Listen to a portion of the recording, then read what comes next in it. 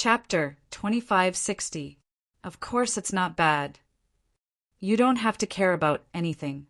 Just focus on cultivation and endless resources. Are you envious of us? As a descendant of Qin Batian, you still have to fight for yourself? Mu Tianyang looked at Qin Feiyang proudly. I'm sorry. I'm a person who doesn't like to reap without sowing. You can only have a clear conscience if you work hard to get it. If you sent me a message to show off to me, I'm afraid you'll be disappointed. Qin Feiyang said lightly. Haha, Mu Tianyang laughed and said, After so many years, you're still so arrogant. After so many years, aren't you still the same? Qin Feiyang said with a faint smile. Do you have to be stubborn to the end? Mu Tianyang's face darkened. Am I? Qin Feiyang was a little innocent and said with a smile, I'm just telling the truth. Mu Tianyang rolled his eyes. The demon ancestor looked at the two of them and said helplessly, After so many years, can't you two talk calmly? Is there any meaning in this? Not interested. Qin Feiyang shook his head. I'm not interested either. Mu Tianyang pursed his lips and said with a teasing smile, But there's something you'll definitely be interested in. Is that so? Qin Feiyang didn't think much of it. The demon ancestor said, On this matter, Mu Tianyang really didn't lie to you. Qin Feiyang was stunned and said with a frown, Don't tell me you guys want to go to hell too. No. We're not interested in hell. Dong Jinyang waved his hand. Then what is it? Qin Feiyang was suspicious. It's about the mermaid princess and the other's current situation. The demon ancestor said. Qin Feiyang was bewildered. Qin Batian and Lu Zhengyang told us not to tell you about this matter, but we thought about it and felt that it was unfair to you, so we decided to send you a message, said the fiend ancestor. What's going on? Qin Feiyang's face darkened. He didn't expect that the ancestors and old ancestor were really hiding something from him. The last time Lu Zhengyang came to see you, didn't you agree to let the mermaid princess and the others return to your side? Ancestor Fiend asked. That's right. I believe that all of you should already know that the Black Tortoise World and the ancient castle's current time rules.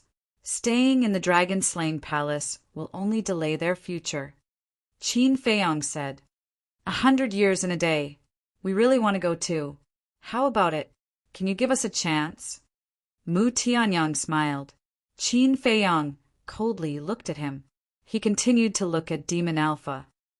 This matter started from the time when it happened in the plains.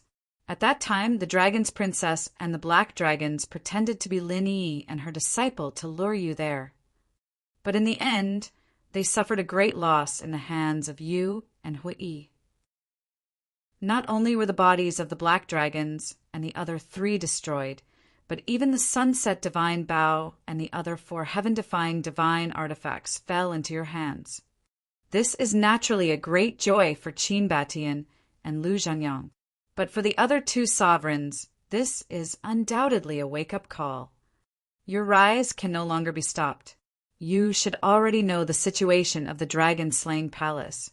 The 4 sovereigns are divided into 2 factions. The 2 factions have always been in a state of balance. However, your rise has undoubtedly broken this balance. Therefore, not only do the dragons regard you as their confidant, but the other 2 sovereigns also feel a strong threat from you. Ancestor Fiend sighed. I already expected this to happen. Qin Feiyang nodded. We also know that with your brain, you must have expected it, but there are some things that you can't stop. After the other 2 sovereigns felt the threat from you, they began to plan how to get rid of you. However, with Qin Batian and Lu Zhengyang, they won't really do anything to you. So, they thought of a compromise to weaken your strength. Ancestor Fiend said, Weaken my strength? Qin Feiyang raised his eyebrows. Yes. What really scared them was the kill formula, the Sunset Divine Bow, and the other 10 heaven-defying divine artifacts. But the kill formula is your own divine art. It's inconvenient for them to snatch it, So they targeted the Sunset Divine Bow and the other 10 heaven-defying divine artifacts. As long as they can get these 10 heaven-defying divine artifacts from you, your strength will be greatly weakened. Ancestor Fiend said. Hearing this, Qin Feiyang vaguely had an answer in his heart. He said, they want to use the Mermaid Princess and the others to get me to hand over the 10 heaven-defying divine artifacts. That's right. They had this plan a long time ago, so they have been secretly monitoring the Mermaid Princess and the others, because they all know that you care about them. Only they can make you hesitate, so the 2 sovereigns will definitely not let them return to you easily. Just when Lu Zhenyang returned to the dragon-slaying palace and found them, these people finally took action. Ancestor Fiend sighed. Qin Feiyang clenched his hands and asked, what happened to them? Don't worry about that. With Qin Batian and Lu Zhenyang, even if they took action, they wouldn't dare to really hurt the Mermaid Princess and the others. They just imprisoned them and negotiated with Qin Batian and Lu Zhenyang. Give them the 10 heaven-defying divine artifacts in exchange for the freedom of the Mermaid Princess and the others. Otherwise, they will be imprisoned forever. Qin Batian and Lu Zhenyang have been negotiating with the other 2 sovereigns for the past 2 years. But these 2 sovereigns have never relented. It seems that they are determined to drag this out with us. Ancestor Fiend said, these damn things. Qin Feiyang clenched his hands tightly, a cold light flashing in his eyes. Don't blame Qin Batian and Lu Zhenyang for this. They only knew about it when the 2 sovereigns took action.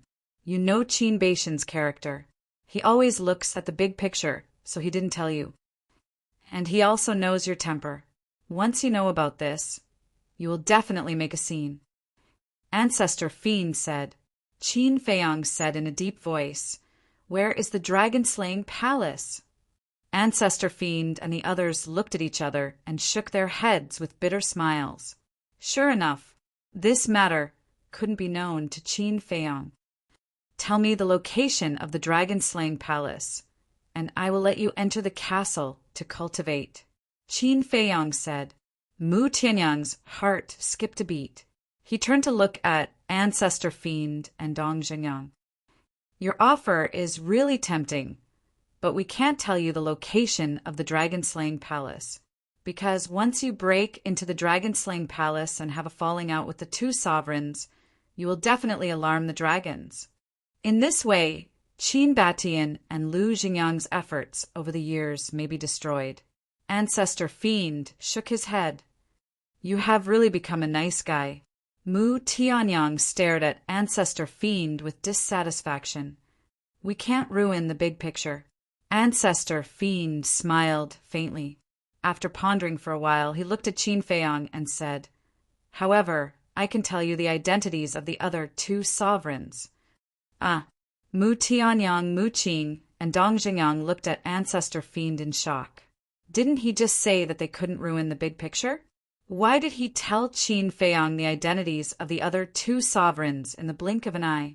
One had to know. The identities of these 2 sovereigns were more important than the location of the dragon-slaying palace. Tell me. Qin Feiyang stared at Ancestor Fiend. Ancestor Fiend smiled and said, then does your offer still count? Yes. As long as you tell me, I will immediately give you my current coordinates. Qin Feiyang nodded. Ancestor Fiend said, you have already met one of these 2 sovereigns. Met him? Qin Feiyang was stunned. Yes. Ancestor Fiend nodded. Qin Feiyang frowned. He had actually met him? The strength of the 4 sovereigns of the dragon-slaying palace was about the same as Ancestor Dragon. In his impression, there seemed to be no one else other than Yi Zhong. Could it be Yi Zhong? Qin Feiyang was surprised, but as soon as he said that, he began to regret it. If it was really Yi Zhong, then why did the ancestor give him the task to persuade Yi Zhong to join the dragon-slaying palace? Obviously, this person was not Yi Zhong. How could it be Yi Zhong? Ancestor Fiend smiled. Qin Feiyang frowned. If it was not Yi Zhong, Then who else could be compared to Ancestor Dragon? Wait, could it be him? The figure of a young man in a fiery robe appeared in Qin Feiyang's mind. The Beast Emperor of the Internal Sea. This person's cultivation was similar to Yi Zhong's, similar to Ancestor Dragon's. Moreover, the task given to him by the ancestor was only to persuade Yi Zhong to join the dragon-slaying palace, but not to persuade the Beast Emperor to join the dragon-slaying palace. From this it could be seen, one of the 4 sovereigns of the dragon-slaying palace should be this Beast Emperor. It seems that you have already thought of it. That's right. This sovereign hidden in the dark is the Beast Emperor who rules the Internal Sea. Ancestor Fiend said. Qin Feiyang asked, "What about the other one?" Ancestor Fiend smiled faintly. "You may be unfamiliar with the other one, the Chief Pavilion Master of the Treasure Pavilion." "So it's him." Qin Feiyang's heart trembled. Ancestor Fiend said, "Don't underestimate her. She is still a woman. Whether she is a man or a woman, if she provokes me, she will become a dead person." Qin Feiyang sneered. "Haha, domineering." Ancestor Fiend laughed loudly. "I mean what I say. Right now, I am at the Black Tortoise Mountain outside the Holy Dragon City. Come and meet me." After Qin Feiyang finished speaking, he gave the 4 of them the coordinates. Ancestor Fiend smiled and said, "All right, we will go right away." Qin Feiyang was slightly taken aback and asked, "So fast? Aren't you going to tell the ancestors?" "Is there a need for that?" Ancestor Fiend smiled slightly, and the shadows of the 4 people dissipated. Qin Feiyang also put away the image crystal, looked up at Fire Lotus, and asked, "What do you think of this?" Fire Lotus shook her head and said, "Ancestor Fiend has no need to lie to you about this." "That's what I think too." Qin Feiyang nodded. "Then what do you plan to do?" Fire Lotus asked. "Since they have done something wrong, they naturally have to pay the price." Qin Feiyang smiled coldly. Fire Lotus smiled. No matter what Qin Feiyang did, she would support him unconditionally. Qin Feiyang said, "Go clear a few courtyards and settle them down later." "Okay. Speaking of which, it is also a great thing for us that these people have come to our side." Fire Lotus smiled. "Indeed, not to mention the Ancestor Fiend and Mu Tianyang's heaven-defying artifacts. Even Mu Qing's all-seeing eye will be of great help to us.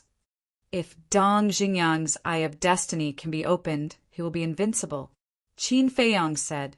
Fire Lotus nodded. Chapter 2561. Qin Feiyang left the castle. After waiting for a while, the demon ancestor and the others arrived at Black Tortoise Mountain. "You're here to welcome us personally." Mu Tianyang laughed. "Are you trying to make your presence known all the time? Are you afraid that others won't notice you?" Qin Feiyang frowned. Mu Tianyang's expression froze. What's wrong with this person? Did he eat gunpowder? He's insulting me the moment he sees me. Let me tell you, I can send you to the Black Tortoise world. But remember, if anyone dares to act recklessly, don't blame me for being ruthless." Qin Feiyang looked at the 4 of them and said. The demon ancestor smiled faintly. "Don't worry about that. We're here purely to cultivate." "That's good." Qin Feiyang nodded and asked suspiciously, "Did you bring the heaven-defying artifacts?"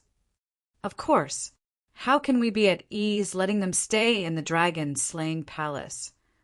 The demon ancestor said. "All right then."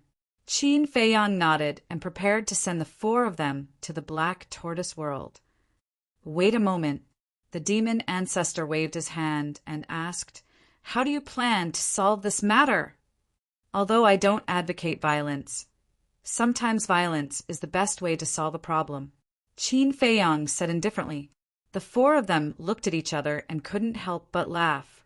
It was indeed this guy's style. Qin Feiyang waved his hand and sent the 4 of them to the Black Tortoise world. Then he flew to the top of a mountain and looked in the direction of the inland sea. Time passed by breath by breath. After dawn, clang, in the sky, with a loud sound, a stone door opened. Two silhouettes walked out cheerfully. It was Hua-Yi and the five-clawed golden dragon. When they saw Qin Feiyang standing at the top of the mountain, the two of them couldn't help but be startled. Hua-Yi kept the spatial gait and landed beside Qin Feiyang. He asked suspiciously, "Why are you standing here alone?" "You're back." Qin Feiyang came back to his senses and looked at the two of them. "What's the situation? The opening of the space-time gate caused such a huge commotion, yet you didn't notice it." Hua-Yi and the five-clawed golden dragon looked at Qin Feiyang in surprise. Why did it feel like this person had a lot on his mind?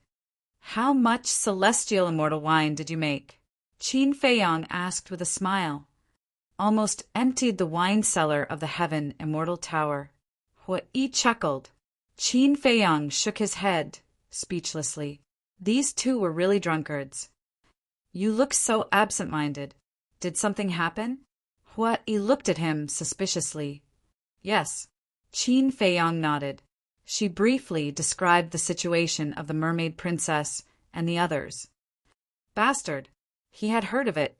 Hua-Yi was also furious. He was a famous emperor of the dragon-slaying palace. Yet he had done such a shameless thing. The five-clawed golden dragon also shook his head. He was quite familiar with the Beast Emperor. However, he never expected that the Beast Emperor was one of the four emperors of the dragon-slaying palace. Qin Feiyang took the face-restoring pill and recovered his true appearance. He smiled and said, "Let's go to the inland sea." "Don't be impulsive. Although the Beast Emperor is the emperor of the dragon-slaying palace, the dragons don't know that. If you attack the Beast Emperor, the dragons will definitely not sit back and watch. But if you reveal the Beast Emperor's identity, it will definitely affect the dragon-slaying palace." The dragon-slaying palace was founded by Qin Batian and Lu Zhanyang. I don't know how much effort they have put in. You can't destroy their efforts. Hua-Yi hurriedly said, "I know, but if I don't vent my anger, I'll feel uncomfortable." Qin Feiyang clenched his hands, opened an altar, and directly stepped on it. Hua-Yi smiled helplessly and recovered his true appearance. As for the five-clawed golden dragon, he changed his appearance slightly and put on a mask. The inland sea. In the battle back then, the inland sea was destroyed. Not even a drop of seawater was left. But now, the dry inland sea was filled with seawater again. There were also countless sea beasts. These seawater and sea beasts were all transferred from the North Sea and the other four seas. The sovereign divine realm had also disappeared. Qin Feiyang and the other two stood on the shore. The waves surged one after another, hitting the shore with deafening sounds. "Have you really thought about it?" Hua-Yi asked. "There's nothing to think about." Qin Feiyang smiled coldly. With a wave of his hand, the sunset divine bow and the other 10 heaven-defying divine artifacts appeared. "Why did you come to the inland sea again?" The sunset divine bow's artifact spirit was shocked. Qin Feiyang didn't answer. Instead, he asked, "Are there any restrictions when the sovereign divine realm opens?" "There are restrictions. It can only be opened once every 10 years. Each time it can last for half a year." The artifact spirit said, "It hasn't been 10 years since the last time. In other words, we just have to be careful of the sovereign divine weapon." Qin Feiyang whispered, "What are you trying to do?" The artifact spirit was suspicious. The 10 heaven-defying divine artifacts didn't know what had happened in the dragon-slaying palace. "Kill the Beast Emperor," Qin Feiyang said word by word. The five-clawed golden dragon sighed and said, "I know where the Beast Emperor lives. Come with me." Whoosh! Immediately, Qin Feiyang, Hua-Yi, and the 10 heaven-defying divine artifacts followed the five-clawed golden dragon and flew toward the depths of the inland sea. It's Qin Feiyang, Hua-Yi, and the 10 heaven-defying divine artifacts. What are they doing in the inland sea? When the sea beasts in the inland sea saw Qin Feiyang and the others, their expressions changed drastically. Although they had migrated here from the four seas, they had long been aware of everything that had happened in the inland sea. These people were demons that couldn't be provoked. The Beast Emperor is not far from the divine Dragon Island. We have to end this quickly, the five-clawed golden dragon warned. About half an hour later, a palace surrounded by flames was suspended in the air above the sea. One could feel a terrifying divine power from afar. That palace was a legendary divine artifact. That's the Beast Emperor's palace. The five-clawed golden dragon pointed at the palace and said. Qin Feiyang's eyes were filled with murderous intent as he shouted, "Sunset Divine Bow, destroy it!" Boom! The Sunset Divine Bow immediately released a world-destroying aura, followed by the appearance of an arrow, which rushed madly toward the palace. Inside the palace, a young man in a fiery robe was sitting on a chair with his eyes closed to recuperate. Just as the Sunset Divine Bow was released, the young man in a fiery robe suddenly opened his eyes and rushed out of the palace without hesitation. Boom! Just as the young man in a fiery robe left, the arrow bombarded the palace. Accompanied by an earth-shaking explosion, the palace was reduced to ashes on the spot. The young man in a fiery robe looked at the shattered palace, and his face sank. He then looked at Qin Feiyang and the others and frowned. "What are you doing? Don't you know what I want to do? Before the dragons come, I'll kindly advise you to keep a low profile and don't do anything that brings about your own destruction. Kill him!" Qin Feiyang shouted. The young man in a fiery robe's pupils contracted. What did that mean? Could it be that this kid already knew his identity? Clang! But he didn't have time to think about it. The Sunset Divine Bow and the other divine artifacts were already rushing toward him. The young man in a fiery robe looked rather flustered. You have to know, these were the 10 great divine artifacts. Even with his cultivation, he would only lose his life. Stop it for this sovereign! But suddenly, a cold shout sounded. Then, a terrifying dragon aura surged toward them. Qin Feiyang raised his head to look and saw a hazy silhouette flying towards him at lightning speed. It was none other than Long Zun. But Qin Feiyang didn't stop him. The 10 great divine artifacts didn't stop and attacked the young man in a fiery robe. Ah! With a painful scream, the body of the young man in a fiery robe was immediately shattered in the void. Even his divine soul had been torn apart. That divine soul turned out to be a Qilin. In other words, the true body of the young man in a fiery robe was a fire Qilin, and next to the divine soul, there was a black ancient mirror suspended in the air. Fire Qilin! Yi was stunned. His aura is very unfamiliar to me. It should have nothing to do with the fire Qilin that I know. Qin Feiyang shook his head and looked at the black ancient mirror. That's his supreme artifact. The 5-clawed golden dragon transmitted its voice. Supreme artifact. Yi's spirit shook and instantly rushed to the front of the divine soul, grabbing the black ancient mirror and the fiery robe young man's divine soul. I know. You must be like the other great ancestral dragons, splitting your divine soul in advance. I can't kill you, but it's good to collect some interest. He chuckled and suddenly clenched his 5 fingers. The divine soul was immediately annihilated, but the black ancient mirror in his hand was still struggling. Obviously, as he expected, the Beast Emperor didn't die. At this moment, it was activating the black ancient mirror, trying to break free from Yi's clutches. But Yi held it firmly and turned to the side of the Sunset God Bow.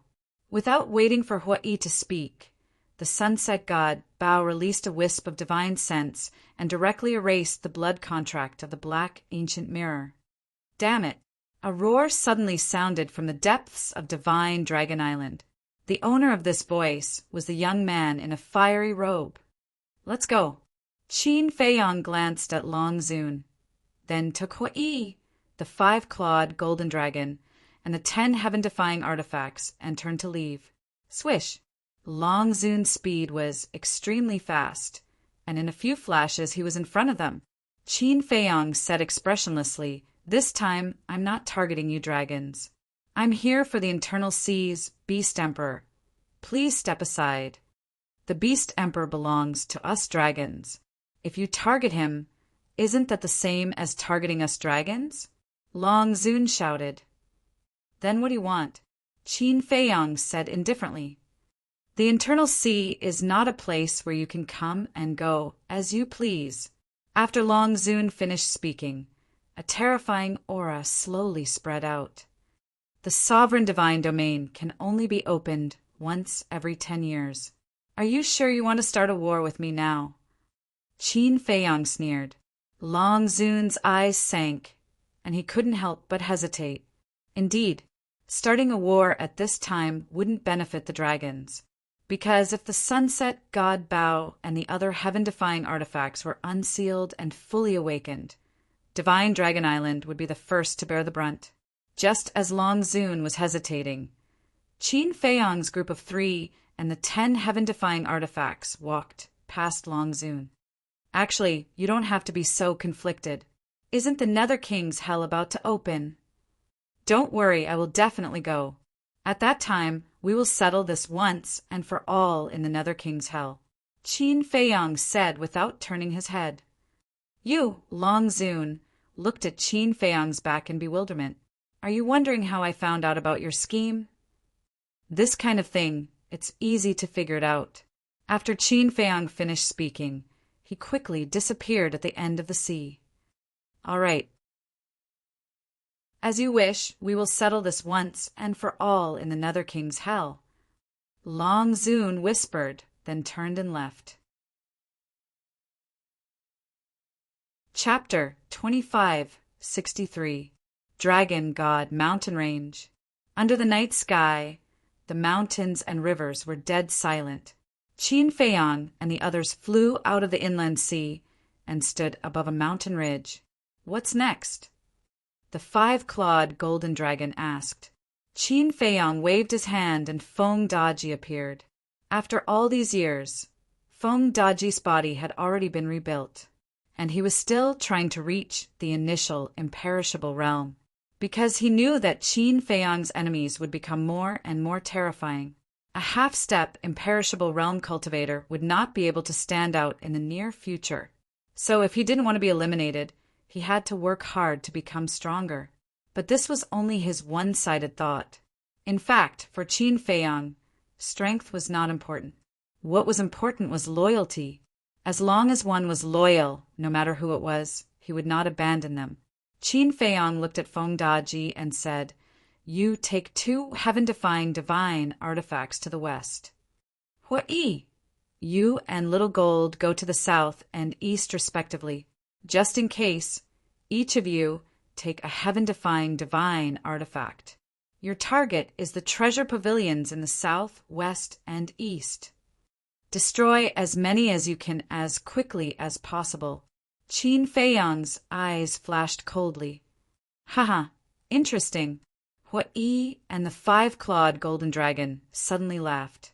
Qin Feiyang said, "Before dawn, come to the treasure pavilion in Holy Dragon City and find me." "No problem." The 5-clawed golden dragon nodded and looked at Feng Daji. "Do you know the coordinates of the west?" "Of course." Feng Daji smiled. As a half-step imperishable realm expert, what place in the divine land had he not been to? He did not know the 4 major divisions like the back of his hand, but he also knew the distribution of the major cities. "Let's go," Qin Feiyang said. "Then, do you want to take some treasures back?" Huai smiled. "Up to you." Qin Feiyang smiled. "Huh." Huai laughed, grabbed the golden sword, and opened the altar to leave. The 5-clawed golden dragon glanced at the remaining 9 divine weapons. Finally, his eyes locked onto the blood-red dagger. He smiled sinisterly and said, I like you better. I also admire you. The artifact, Spirit, grinned ferociously.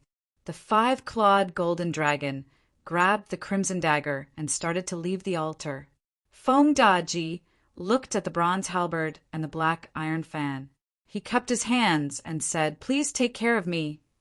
With a clanging sound, the 2 heaven-defying divine weapons disappeared into Feng Daji's chi. "Young master, let's go." Feng Daji looked at Qin Feiyang and said. Qin Feiyang said, "Do you know why I gave you 2 heaven-defying divine tools?" "I know. It's because my cultivation is weaker than Hui and the 5-clawed golden dragon." Feng Daji said, "Not bad. So you have to be careful. It's best if the treasure pavilion can be destroyed, but if not, don't force it. Your own life is the most important thing. If it reaches a point of no return, there's no harm in unlocking the seal on the heaven-defying divine artifact." Qin Feiyang said. "Yes." Feng Daji respectfully replied, "This subordinate will definitely not disappoint young master's expectations." With that, Feng Daji also opened an altar and disappeared from Qin Feiyang's sight. "What about us?" The sunset divine bow's artifact, Spirit, asked. "Don't be idle. Go to the treasure pavilions of the major cities in the north. As for me, I'll go to the treasure pavilion of the Holy Dragon City and have some tea." Qin Feiyang smiled. "Understood." The sunset divine bow's artifact, Spirit, smiled and said, "Brothers, let's go." Clang! The 6 divine artifacts immediately turned into streams of light and disappeared into the horizon. Beast Emperor, Chief Pavilion Master, although I can't expose your identities, I have 10,000 ways to make you regret it. Qin Feiyang smiled coldly, open an altar, and disappear without a trace. Divine Dragon Island. Somewhere, the ancestral dragons surrounded the fire-clothed youth. But at this moment, the fire-clothed youth was just a wisp of divine consciousness. Why did he want to kill you? The ancestral dragons looked at the fire-clothed youth in puzzlement. How would I know why he went crazy? The fire-clothed youth said angrily, but in his heart he was very clear. It was just that he couldn't figure out how Qin Feiyang knew. Could it be that Qin Batian and Lu Zhengyang leaked the secret? But that couldn't be right. For the safety of the Dragon Slayer Palace, Qin Batian and Lu Zhengyang couldn't have told Qin Feiyang. What was going on? Whoosh! At this moment, Long Zuin came through the air and landed in front of the group. "Sir, how's the situation?" The ancestral dragons quickly surrounded him. "He's already gone. But there's a problem that I don't understand." Qin Feiyang said frankly that this time he's not targeting us dragons, but the Beast Emperor. "Beast Emperor, can you give me an explanation?" Longzuin looked at the fire-clothed youth and asked. "I don't know either." The fire-clothed youth looked aggrieved.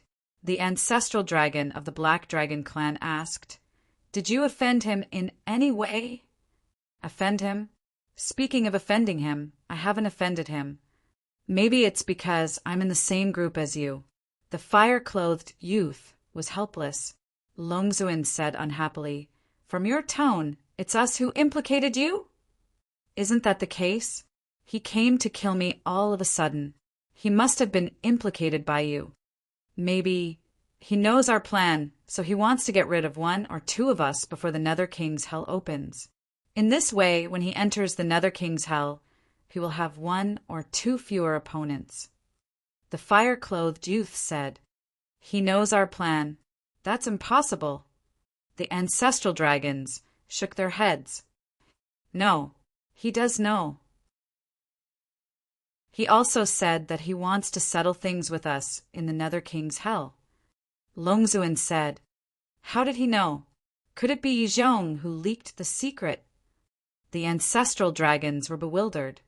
"You guys are too imaginative. In order to deal with Qin Feiyang, Yizhong put in a lot of effort. You guys actually suspect him. If he hears this, won't he be bitterly disappointed?" This kind of thing, if you think about it a little, you will know that it must have been deduced by Qin Feiyang. It's not like you guys haven't experienced Qin Feiyang's cleverness. Let's talk about it later. Isn't there still Qin Batian and Lu Zhanyang secretly helping him? The fire-clothed youth rolled his eyes. What a bunch of pigs. They actually suspected Yi Zhong. This plan was originally planned by Yi Zhong. How could he do something that would harm himself and benefit others? Long Zuin also stared at the ancestral dragons and said indifferently, "All right, go and get ready." Yes. The ancestral dragons retreated, respectfully. Long Zuin looked at the fire-clothed youth and said, "Can you enter the Nether King's hell tomorrow?" The fire-clothed youth hesitated. He had always planned to enter, but now his physical body was destroyed, and only a wisp of his divine soul was left. With his cultivation, it would be difficult to condense a complete divine soul without tens of thousands of years. Not to mention, it would take a long time to reconstruct his physical body. In his current state, if he entered the Nether King's hell, he would simply be courting death. Long Zuin said, "Don't force yourself if you can't go. I want to go in. This Qin Feiyang, I must kill him." The fire-clothed youth said in a deep voice. "But you," Long Zuin frowned. If he could use a spatial divine item, the fire-clothed youth could still go into seclusion to reconstruct his divine soul and physical body. But there were rules in the Nether King's hell, and there was no way to use spatial divine items. When the fire-clothed youth's divine soul entered the Nether King's hell, not to mention killing Qin Feiyang, he would not even be able to protect himself. "I have an idea," the fire-clothed youth said. "What idea?" Long Zuin was suspicious. The fire-clothed youth moved closer to Long Zuin's ear and whispered a few words. When Long Zuin heard this, he said in surprise, "This is too risky." "It's a little risky, but as long as I can kill Qin Feiyang, it's worth it. Besides, don't I have you guys to protect me? It's not a big problem." The fire-clothed youth waved his hand. "I won't go." Long Zuin shook his head. "You won't go?" The fire-clothed youth was stunned. "Someone has to guard the divine land. What if we all go to the Nether King's hell and Qin Batian and the others take the opportunity to stir up trouble?" Long Zuin was worried. The fire-clothed youth frowned and said, "Qin Batian and the others might also enter the Nether King's hell." "He won't, because I know him. He won't take the risk." Long Zuin shook his head. The fire-clothed youth said, "But if you don't go, I'm worried. What's there to worry about? Although your cultivation will be suppressed to the 9 heavens realm in the Nether King's hell, Qin Feiyang will also be greatly restricted. Qin Feiyang's biggest reliance is the heaven-defying divine artifact and the kill formula. And these can't be used in the Nether King's hell. Don't tell me you can't kill him with your strength." Long Zuin said lightly, "That's true." The fire-clothed youth nodded. Long Zuin said, "All right, hurry up and prepare. It's best if the target you choose is at the peak 9 heavens realm. This will give you some protection." "I know." The fire-clothed youth nodded and turned into a stream of light, sweeping out of divine Dragon Island like lightning and disappearing. Holy Dragon City. The moonlight shone. The huge city was extremely quiet. The treasure pavilion, which was closed for the day, was dead silent. Whoosh! Suddenly, a white figure descended in the sky above the treasure pavilion. It was Qin Feiyang, glancing at the empty streets and the quiet treasure pavilion. Qin Feiyang took out a tea table and a recliner and placed it in the air. Sitting on the recliner, he took out a tea set and leisurely made tea. But this time, he didn't use the tea leaves brewed by Fire Lotus, because Yi Zhong also knew about this tea. If he made this tea now, once Yi Zhong found out, he would definitely suspect his identity. He had only chosen a relatively ordinary type of tea. Next, he lay on the recliner, drinking tea while admiring the moonlight. "Look, are my eyes playing tricks on me?" Why is there a person sitting in the sky above the treasure pavilion? Soon, a few passers-by noticed Qin Feiyang when they passed by the street beside the treasure pavilion. I'm not playing tricks on me. It's indeed a person. What is he doing?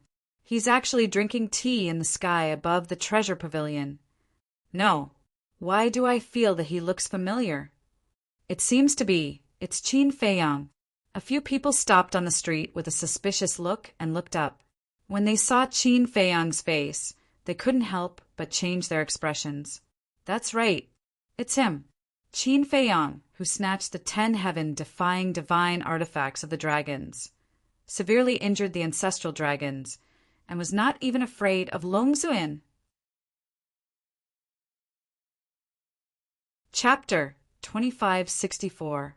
I heard that he is the young lord of the Dragon Slayer Palace. Why is he sitting here so brazenly?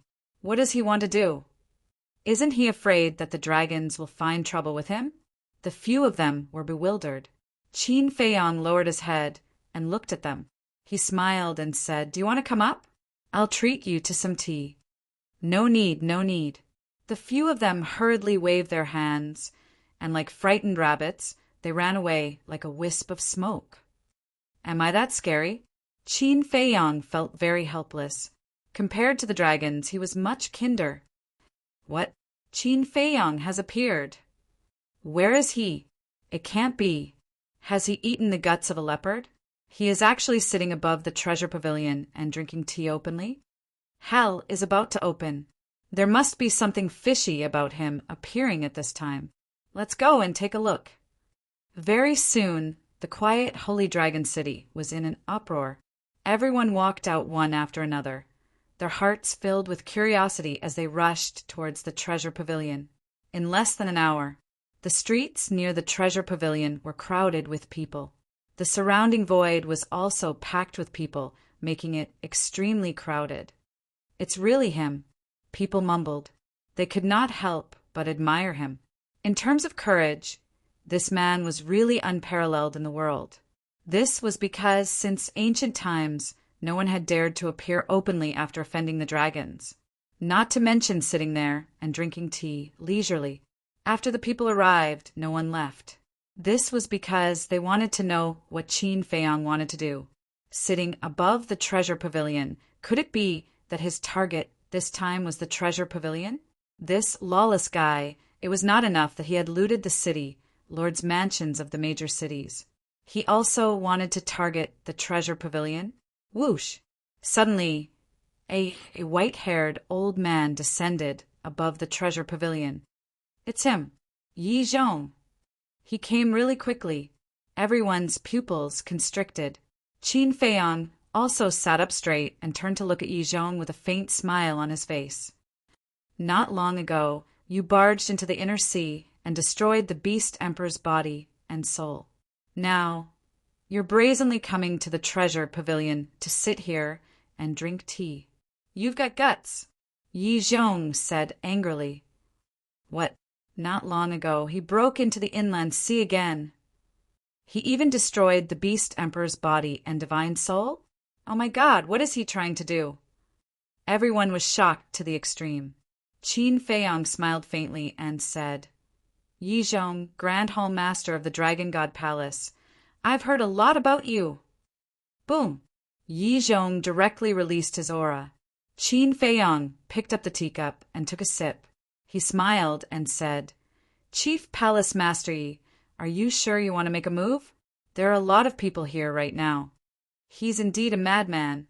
He's facing Yi Zhong, Grand Hall Master, without batting an eyelid. People murmured. Yi Zhong raised his eyebrows. I've never had a chat with Grand Hall Master over tea. Why don't we sit down and chat for a while? Qin Feiyang waved his hand and another recliner appeared. Yi Zhong looked at the recliner and frowned. What's this kid up to? Don't worry. The purpose of my appearance this time has nothing to do with the Dragon God Palace and the dragons. I'm not here to fight with you either. I'm just here to drink tea and enjoy the moonlight. Well, the moonlight in the Divine Land is pretty good. Qin Feiyong said with a smile. Yi Zhong was silent, as if he wanted to see through Qin Feiyong. However, in his eyes, Qin Feiyong was always covered with a veil, appearing mysterious and unfathomable. All right then, Grand Hall Master, you can just stand there. However, you have to stand steadily. After all, you're already so old. Don't sprain your back. Qin Feiyong smiled faintly, took out a teacup, brewed tea, and placed it opposite him. He had to be polite to others.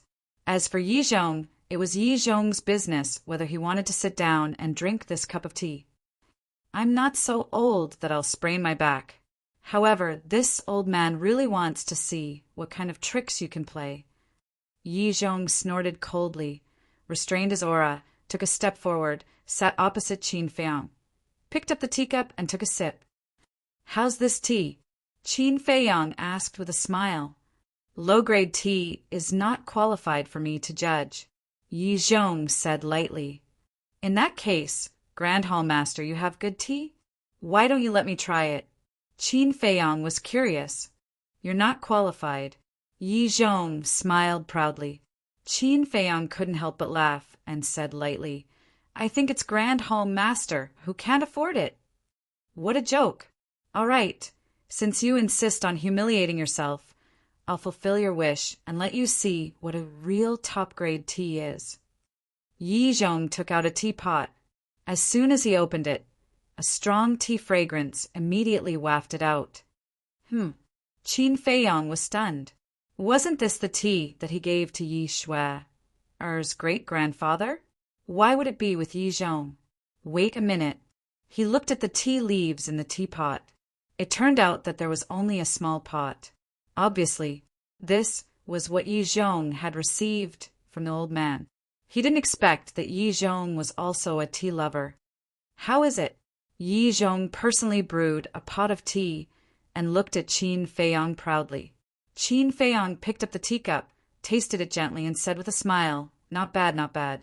It's indeed a top-grade tea. This kid is really good at pretending. Yi Zhong is the Grand Hall Master of the Dragon God Palace. His status is comparable to the various ancestral dragons. How can someone with such a status not have good tea on him? Everyone shook their heads.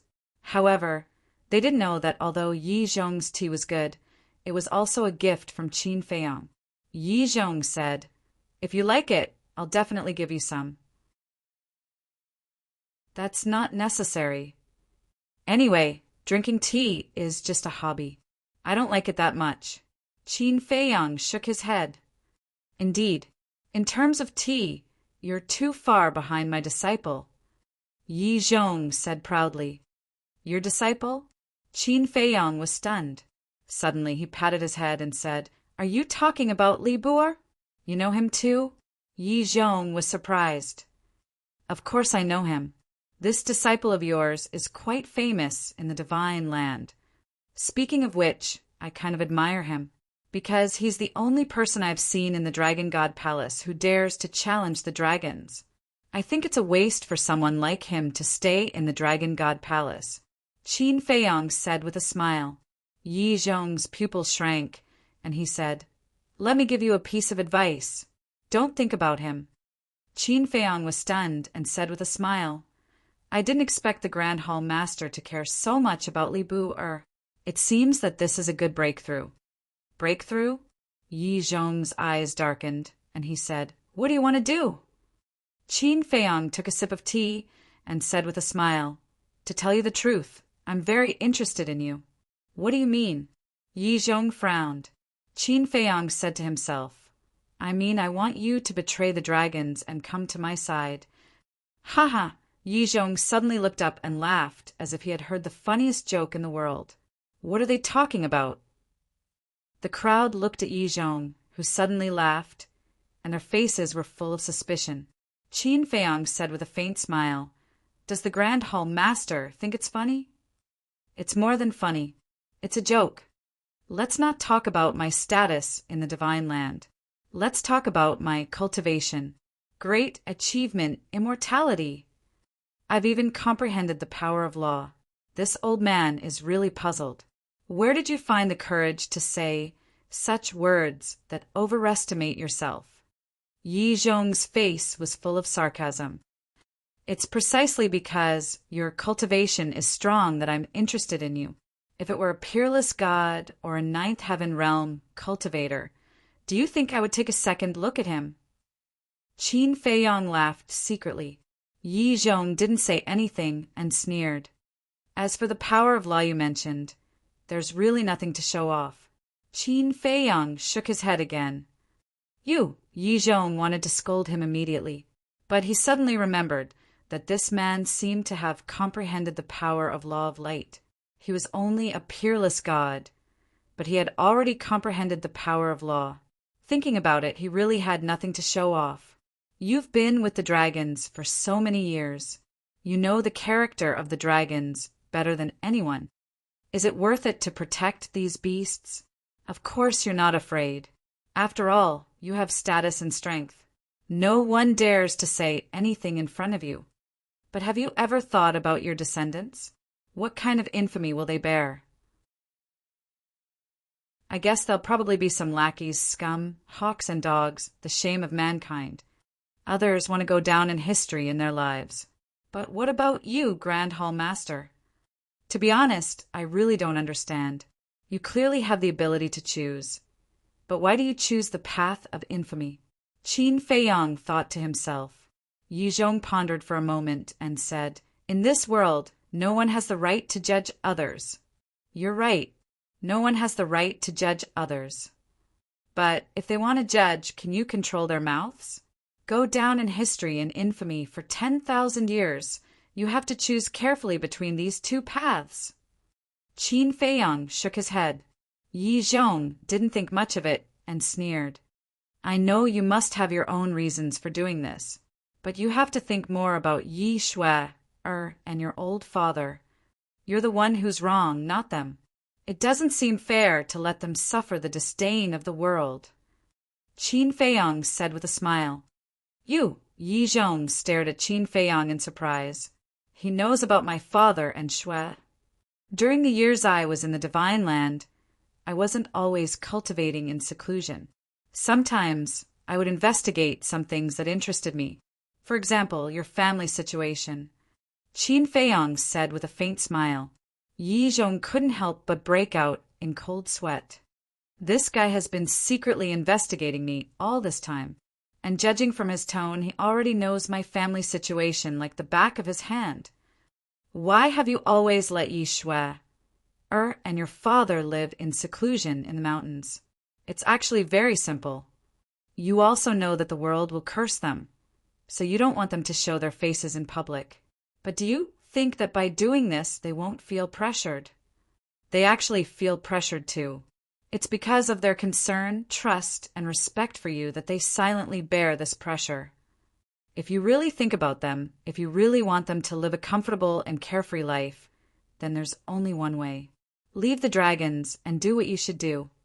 Qin Feiyang said with a voice transmission. Chapter 2565. As Qin Feiyang said these words, Yi Zhong couldn't help but retract his hands into his sleeves and clench them tightly. No matter how hard-hearted a person was, it was impossible to remain indifferent after hearing these words. Not to mention, Yi Zhong still cared about his family very much. These words made him fall into a dilemma. In his heart, there was also a sense of guilt and self-blame. Although everything you do can bring them a better life, in fact, you are increasing their burden. And this burden is not just a little bit. Think about yourself. You are not only Yi Shui, Er's grandfather, but also the son of the old master and Yi Cheng's elder brother. You are holding multiple positions. I want to ask, can you bear to do this? Qin Feiyang also noticed Yi Zhong's abnormality and continued to persuade him. Enough! Yi Zhong suddenly shouted and stood up, glaring at Qin Feiyang. What? Did I say something wrong? Qin Feiyang raised his head and looked straight at him. You're right, but since ancient times loyalty and filial piety can't be combined. Yi Zhong said secretly. Then, do you think loyalty to the dragons is really loyalty? Qin Feiyang asked secretly. Whether it is or not, I have my own judgment in my heart. Yi Zhong snorted coldly. Yes, in your opinion, loyalty to the dragons is also loyalty. But you don't know that in the eyes of the world, you are helping the evildoers. Are you worthy of the word loyalty? In my opinion, you are simply a disloyal, unfilial, heartless, and unrighteous person. Qin Feiyang shouted secretly. Every word was like a gem. What did you say? Yi Zhong stared at him fiercely. Because of you, your father has to bear the infamy. This is unfilial. You help the dragons and harm your own kind. This is heartless. You don't care about Yi Qing and let him become the dragon's lackey with you. This is unrighteous. You have the power to save the world, but you don't know how to repent. You insist on being an accomplice to a villain. This is disloyalty. So disloyal, unfilial, heartless, and unjust. How can you still have the face to say that loyalty and filial piety cannot be fulfilled at the same time since ancient times? Have you asked your family if they really need the superior life that you've exchanged for with your pride and dignity? Qin Feiyang bellowed. Yi Zhong's eyes trembled, and his heart sank into an unprecedented panic. Think about it. What should a person do in life? Qin Feiyang shook his head and sighed. What should a person do in life? Yi Zhong mumbled. He was confused, hesitant, and at a loss. But suddenly, he took a deep breath and returned to his seat. He shook his head and said, You're really powerful. You almost destroyed my mental state. Wrong. I'm not trying to destroy your state of mind. I'm trying to reason with you. Take your time to think about it. Qin Feiyang shook his head. Yi Zhong smiled coldly and then fell silent. Qin Feiyang did not say anything else. He lay on the chair and sipped his tea leisurely. This kind of thing could not be rushed, because if he was too anxious, it would only backfire. And now, although Yi Zhong did not admit it, a seed had been planted in his heart. This seed would slowly germinate with the passage of time. After the germination, it would be the best time to persuade Yi Zhong. In other words, he was waiting for an opportunity now, an opportunity to completely change Yi Zhong. Qin Feiyang sat above the treasure pavilion in Holy Dragon City and drank tea. Now, almost everyone in the major cities in the north knew about it. Whoosh! Soon, a chubby fatso in luxurious clothes appeared. This person was the supervisor of the treasure pavilion. It's really Qin Feiyang. Looking at Qin Feiyang in the sky, the supervisor of the treasure pavilion trembled and hurriedly flew up.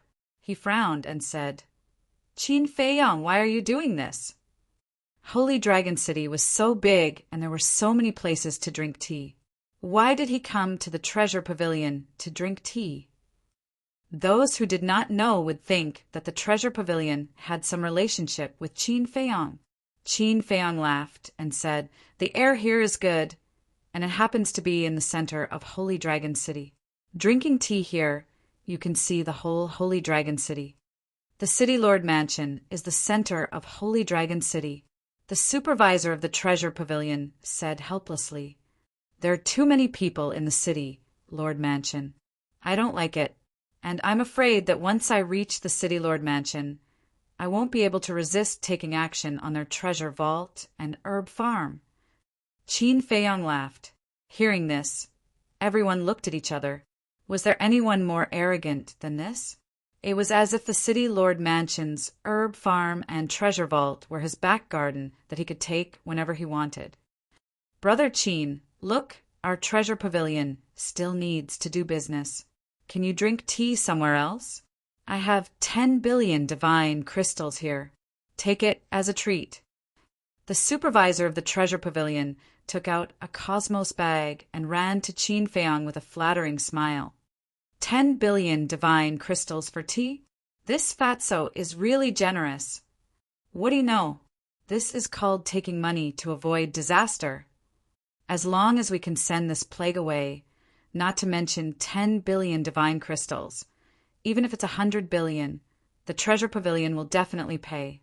It's really infuriating to compare oneself to others. We can't even earn 1 billion divine crystals after working hard. But this guy just sits here and has 10 billion divine crystals delivered to him. When will I be as lucky as him? Everyone looked at the Cosmos bag in the supervisor's hand with envy. However, Qin Feiyang did not even look at it and said indifferently, "Do you think I'm a beggar?" "Not enough. I have more." "As long as you are magnanimous and leave the treasure pavilion," the supervisor hurriedly said. Qin Feiyang said, "I heard that you've been auctioning 3 divine life pills with dragon-shaped core qi recently." Yes. Everyone in the north knows about this." The supervisor nodded repeatedly. Qin Feiyang said with a smile, "Then your treasure pavilion must have made a lot of money." Not bad. The supervisor smiled flatteringly, but his expression suddenly changed, and he asked, "Do you want the divine life pills? You should have said so earlier." "Wait a moment, I'll go get them for you." "Not interested." Qin Feiyang shook his head. "Not interested." The supervisor was stunned. He didn't want divine crystals or divine pills. What did he want? What a joke. Those divine pills were refined by Qin Feiyang. Why would he want them? "Sorry, I'm not interested no matter how many divine crystals or divine pills there are. If you really want to treat me to tea, then give me a few trillion divine crystals." Qin Feiyang chuckled. "What, divine crystals? A few trillion? This guy's appetite is too big." Everyone was dumbfounded. That was a few trillion soul stones. Even the steward couldn't take out that much. The treasure pavilion must have some. But with so many divine crystals, how could the supervisor dare to make the decision? The supervisor couldn't help but be stunned and said with a wry smile, "Brother Qin, you're making things difficult for me." "I won't make things difficult for you. But don't continue to be long-winded here," Qin Feiyang said lightly. The supervisor nodded repeatedly and said, "I won't be long-winded or long-winded. But you have to tell me what you want, right?" "I'm just sitting here and drinking tea. Why do you have so many questions?" Qin Feiyang raised his eyebrows. "Is this just a cup of tea?" The supervisor wanted to cry, but had no tears. Go and ask the Divine Land if they don't know Qin Feiyang. Why would he come here to drink tea? What should he do? If this god of plagues didn't leave, something big would happen sooner or later. Buzz! All of a sudden, the sound of the image crystal sounded. The supervisor glanced at Qin Feiyang and Yizhong and took out the image crystal. A shadow appeared. "Supervisor Wang, bad news." It was an old man in black. As soon as he saw the supervisor, he shouted. The supervisor's eyelids twitched, and he hurriedly asked, "What's wrong?" The old man in black said, "The treasure pavilion of Snow Dragon City has been destroyed."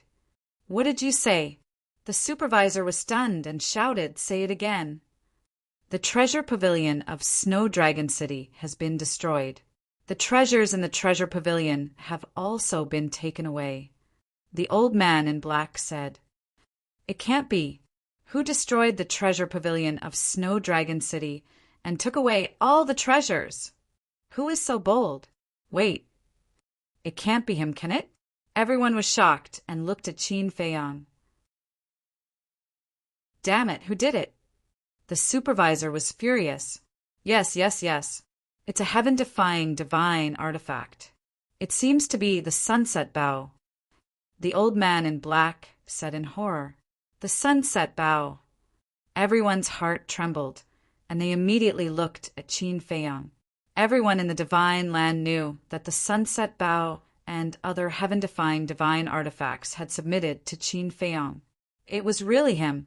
Why did he do this? Did the treasure pavilion offend him? The manager was also dumbstruck as he looked at Qin Feiyang. The old man in black asked anxiously, "Supervisor Wang, what should we do?" "I don't dare to report it to the chief pavilion master. "How do I know what to do?" The supervisor roared at the old man in black and turned off the image crystal. He looked at Qin Feiyang and said, "Brother Qin, I don't think the treasure pavilion has offended you. Why did you do this?" Qin Feiyang smiled and said nothing. Buzz. At this time, the supervisor's image crystal vibrated again. Everyone looked at the supervisor again. The supervisor felt more and more uneasy. He activated the image crystal. A woman in black appeared. The woman in black immediately shouted, "Supervisor Wang, bad news! The treasure pavilion of the Serpent City was destroyed by a heaven-defying divine artifact, and all the treasures were taken away. The treasure pavilion of the Serpent City was also visited by a heaven-defying divine artifact?" Everyone was shocked. The supervisor also came to his senses after a long while. He looked at the woman in black and asked, "Is it the heaven-defying divine artifact of the dragons?" "Yes, a black iron fan. But I remember that this divine artifact has fallen into the hands of Qin Feiyang," the woman in black said. "I know. Snow Dragon City was also destroyed by the Sunset Bow," informed the chief pavilion master. "It's not up to us to solve this problem. Tell the chief pavilion master that Qin Feiyang is in the treasure pavilion of the Holy Dragon City." The supervisor said helplessly, "Qin Feiyang." The woman in black was shocked and immediately turned off the image crystal. But it was not over yet. Then, the supervisors of the treasure pavilions in other cities also sent messages one after another, saying that they had also been visited by a heaven-defying divine artifact. What is he going to do? Is he going to destroy all the treasure pavilions in the north? I don't remember him having a grudge against the treasure pavilion. The onlookers were discussing. They could not calm down. First, he looted the medicine fields and treasure vaults of the cities. Now he attacked the treasure pavilion. How could there be such a crazy person in the world? Chapter 2566. Yi Zhong sat calmly opposite Qin Feiyang. However, if one looked closely, one would find that there was a trace of suspicion in his eyes. In his memory, Qin Feiyang and the treasure pavilion did not have any grudges. They did not even have any interactions. But why would Qin Feiyang suddenly make such a big fuss? And it just so happened to be the day before the opening of hell. Was there something hidden in it? But as the person involved, Qin Feiyang remained calm. He drank tea and looked at the moon, feeling extremely comfortable. It was as if everything that happened had nothing to do with him. Let everyone speculate and talk. Boom! Soon, a terrifying divine aura descended upon the treasure pavilion. As soon as the divine power appeared, it rushed toward Qin Feiyang. But Qin Feiyang still acted as if he had nothing to do with it. However, everyone else was shocked, because this divine power was no weaker than Yi Zhong's. Who is it? Everyone was bewildered. "Greetings, Chief Pavilion Master." Just as everyone was bewildered, a respectful and loud voice sounded. Everyone looked over and saw that the person who spoke was the supervisor of the treasure pavilion. "Chief Pavilion Master." It turns out that the owner of this divine power is the Chief Pavilion Master of the treasure pavilion. This mysterious existence has always been elusive and elusive. Everyone thought that the Chief Pavilion Master of the treasure pavilion status in Divine Prefecture was quite terrifying, and his strength was also extremely strong. What was Qin Feiyang trying to do? First, he offended the dragons, and now the treasure pavilion. Was he trying to make the world his enemy? Was he really not afraid of death? No matter how powerful he was, he could not offend the dragons and the treasure pavilion. "Qin Feiyang, do you want to die?" Accompanied by a bone-chilling cold shout, a woman descended in front of Qin Feiyang. She was shrouded in a mist, and it was difficult to see her face clearly. One could only see that she was wearing a light purple long dress. She had an excellent figure. However, His temperament gave off the feeling of an iceberg. The surging divine power also drowned Qin Feiyong. Even Yi Zhong, who was beside him, felt a great sense of danger. However, Qin Feiyong's expression did not change. He looked up at the chief pavilion master and said with a smile, "Please sit." As he spoke, he waved his hand, and another chair appeared. Immediately after, he picked up the teapot and said with a faint smile, "This tea belongs to Chief Palace Master. I shall present it to Buddha with borrowed flowers and invite Chief Palace Master to try it."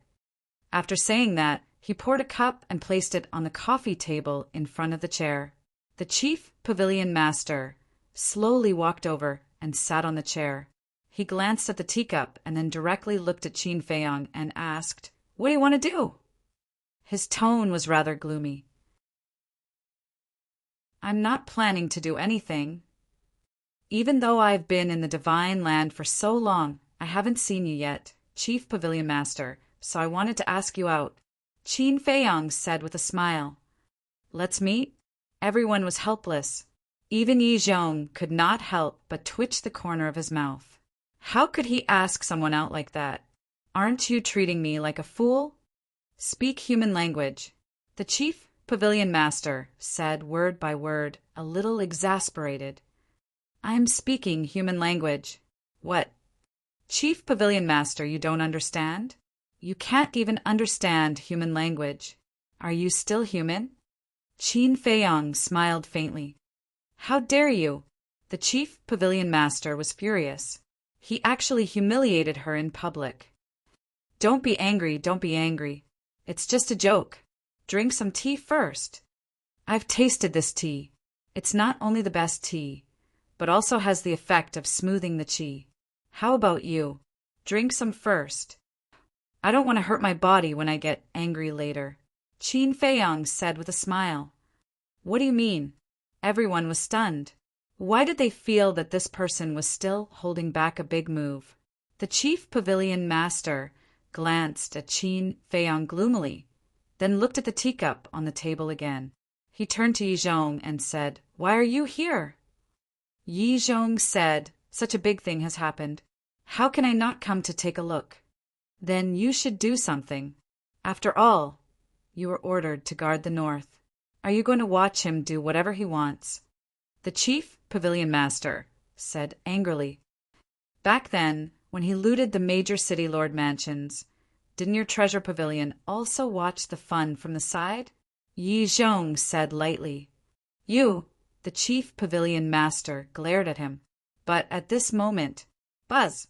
There was a buzzing sound. The Chief Pavilion Master raised his eyebrows and took out an image crystal. An old man in white appeared. "What's the matter?" the Chief Pavilion Master shouted. The old man in white was already trembling with fear. When he saw the Chief Pavilion Master so angry, his body suddenly trembled and he shouted, "Lord, something bad has happened!" "Huh!" Everyone was surprised. Yi Zhong also frowned. Wasn't this person the supervisor of a treasure pavilion in the east? Looking at him, could it be that the same thing was happening to the treasure pavilion in the east? "Speak," the Chief Pavilion Master said angrily. The white-haired old man quickly said, "Our treasure pavilion in the east has been destroyed by evil people." Sure enough, Yi Zhong's heart trembled and he glanced at Qin Feiyong. There was no suspense. It must be this guy behind the scenes. "Who is it? How much did we lose?" The Chief Pavilion Master was also furious. At present, more than a dozen treasure pavilions have been destroyed.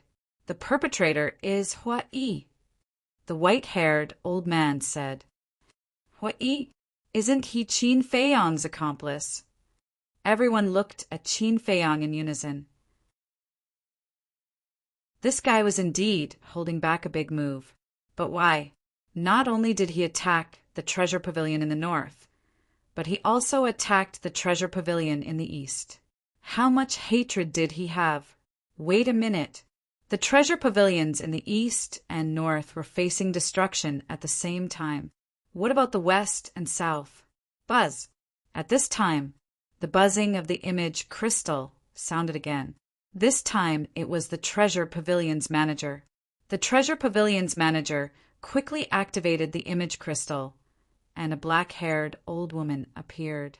The black-haired old woman hurriedly asked, "Manager Wang, do you know where the Chief Pavilion Master is? Why can't I contact him? Lord is right next to me." The Treasure Pavilion's manager turned the image crystal in his hand and pointed it at the Chief Pavilion Master. "Lord, something bad has happened. Feng Daji came to our south with a heaven-defying artifact and destroyed several of our treasure pavilions. We need support." The black-haired old woman looked at the Chief Pavilion Master and said anxiously. The Chief Pavilion Master's hands suddenly clenched tightly. "Terrible, really terrible. Even the treasure pavilion in the south has been destroyed. It seems that the treasure pavilion in the west will not be spared." People muttered. Sure enough, soon, the people of the treasure pavilion in the west also sent a message. All the major treasure pavilions were destroyed by a masked man, one after another. This masked man was naturally the five-clawed golden dragon. Moreover, in the time it took to send the message, more than a dozen treasure pavilions in the north were destroyed by the sunset bow and other 6 heaven-defying artifacts. Qin Feiyang, the Chief Pavilion Master, suddenly stood up and murderous aura surged out. Clang!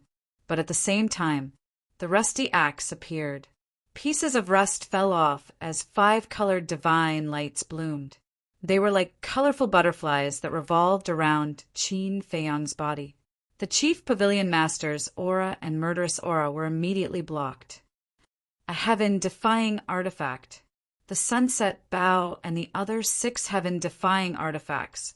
Plus this heaven-defying artifact, he has 11 heaven-defying artifacts. No wonder even Yi Zhong didn't dare to take action. Qin Feiyang is now strong enough to compete with the dragons with his own ability. Not to mention that there is the mysterious Dragon Slayer Palace behind him. Everyone was shocked. They never expected that in just these years, Qin Feiyang had developed to such a terrifying extent in the Divine Land. Do you think a heaven-defying artifact can protect you? The Chief Pavilion Master said gloomily. I may not be able to protect a heaven-defying artifact, but what about 10? As long as I give the order, the 10 heaven-defying artifacts of the sunset bow will immediately come to the Holy Dragon City. Do you think you will be a match for me then? Besides, isn't Chief Pavilion Master Yi still here? With him here, he won't allow us to unlock the seals of the heaven-defying artifacts. Qin Feiyang said with a faint smile.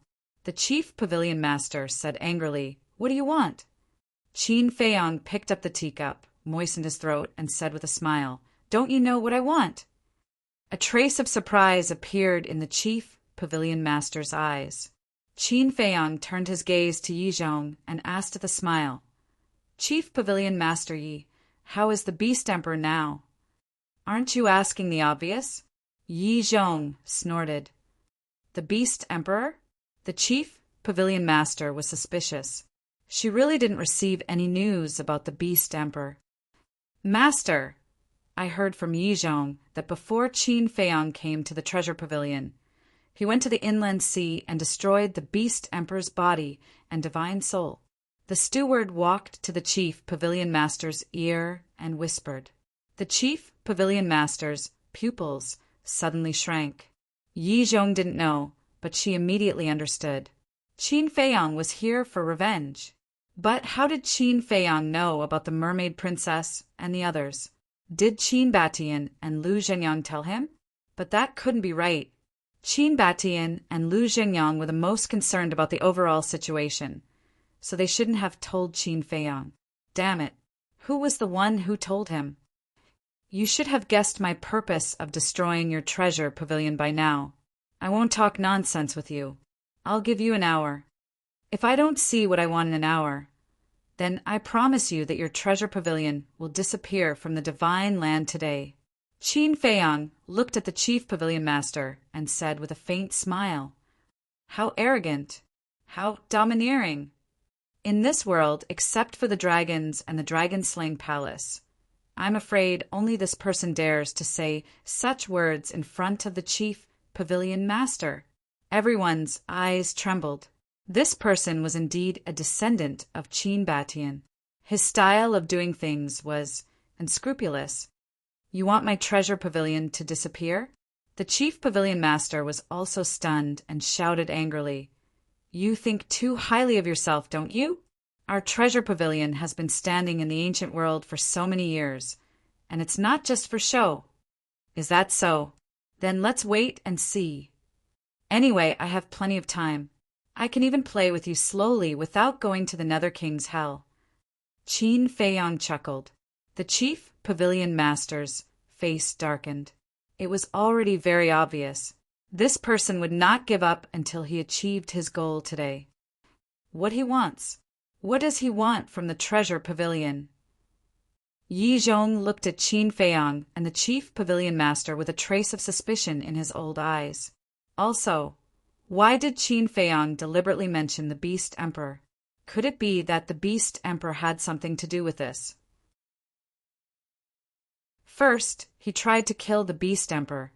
Then he attacked the treasure pavilion. What kind of unknown secret was hidden in this? Chapter 25:67. Qin Feiyong looked at the silent chief pavilion master and said with a faint smile, Hurry up and decide. Time waits for no one. If you're late for even a second, a pavilion will be destroyed. Do you have the heart to do that? You, the chief pavilion master, trembled with anger. Don't be angry, don't be angry. Drink a cup of tea and calm down. Qin Feiyong chuckled. Everyone was speechless. Drinking tea could calm down? He was simply toying with the chief pavilion master, like a monkey.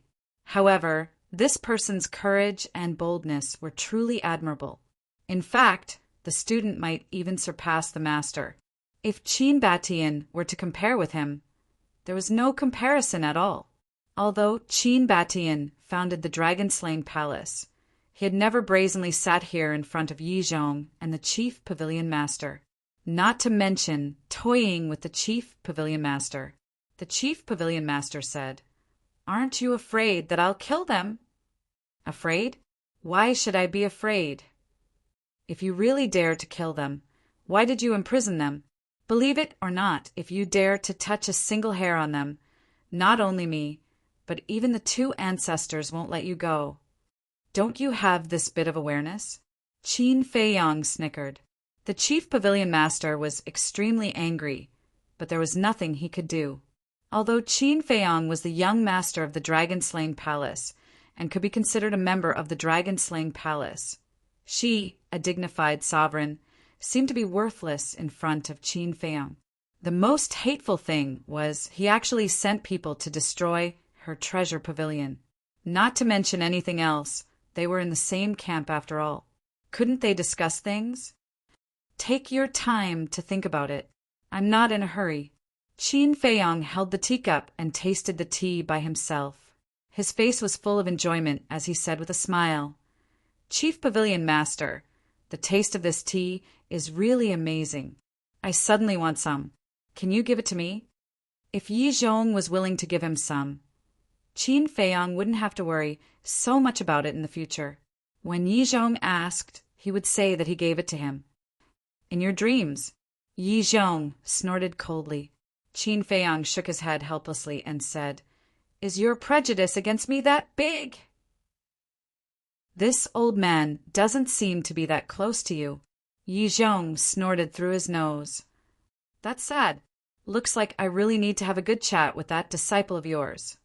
Not for anything else, but for this tea, Qin Feiyong said with a smile. What do you mean?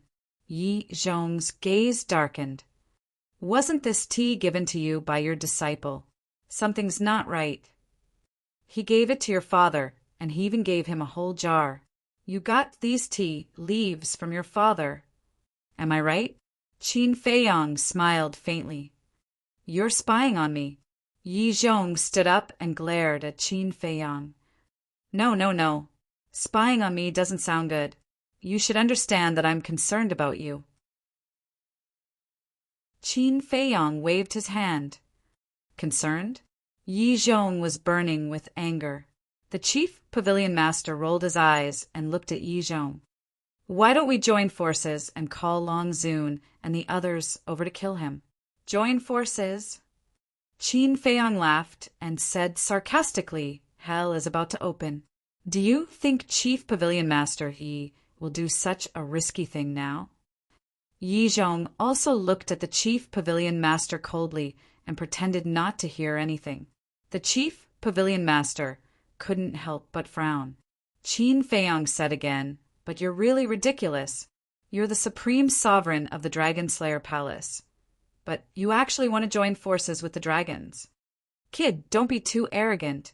The Chief Pavilion Master was so angry that he was about to go crazy. You need to have the ability to be arrogant. I do. But what about you? I'm afraid you don't even have a brain. You clearly know that the Mermaid Princess and the others are very important to me, but you still use them to threaten me. Aren't you touching my reverse scale? Do you know the price of angering me? I'm not even afraid of the dragons, let alone a little pavilion master like you. Give me an answer within 3 breaths.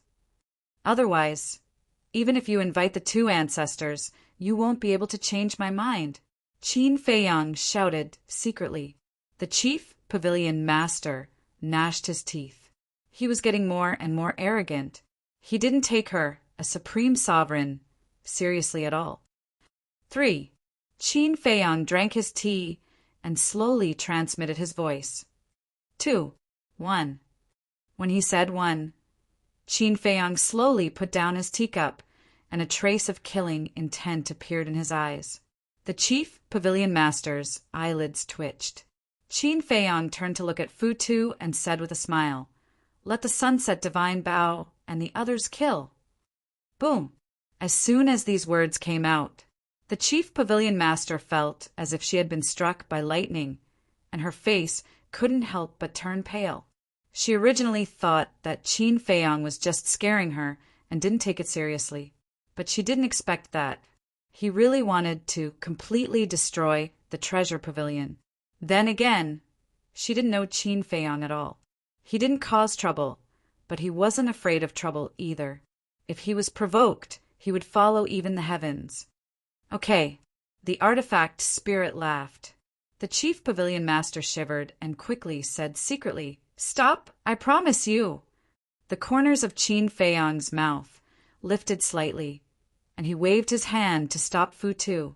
He looked at the chief pavilion master and transmitted his voice with a smile.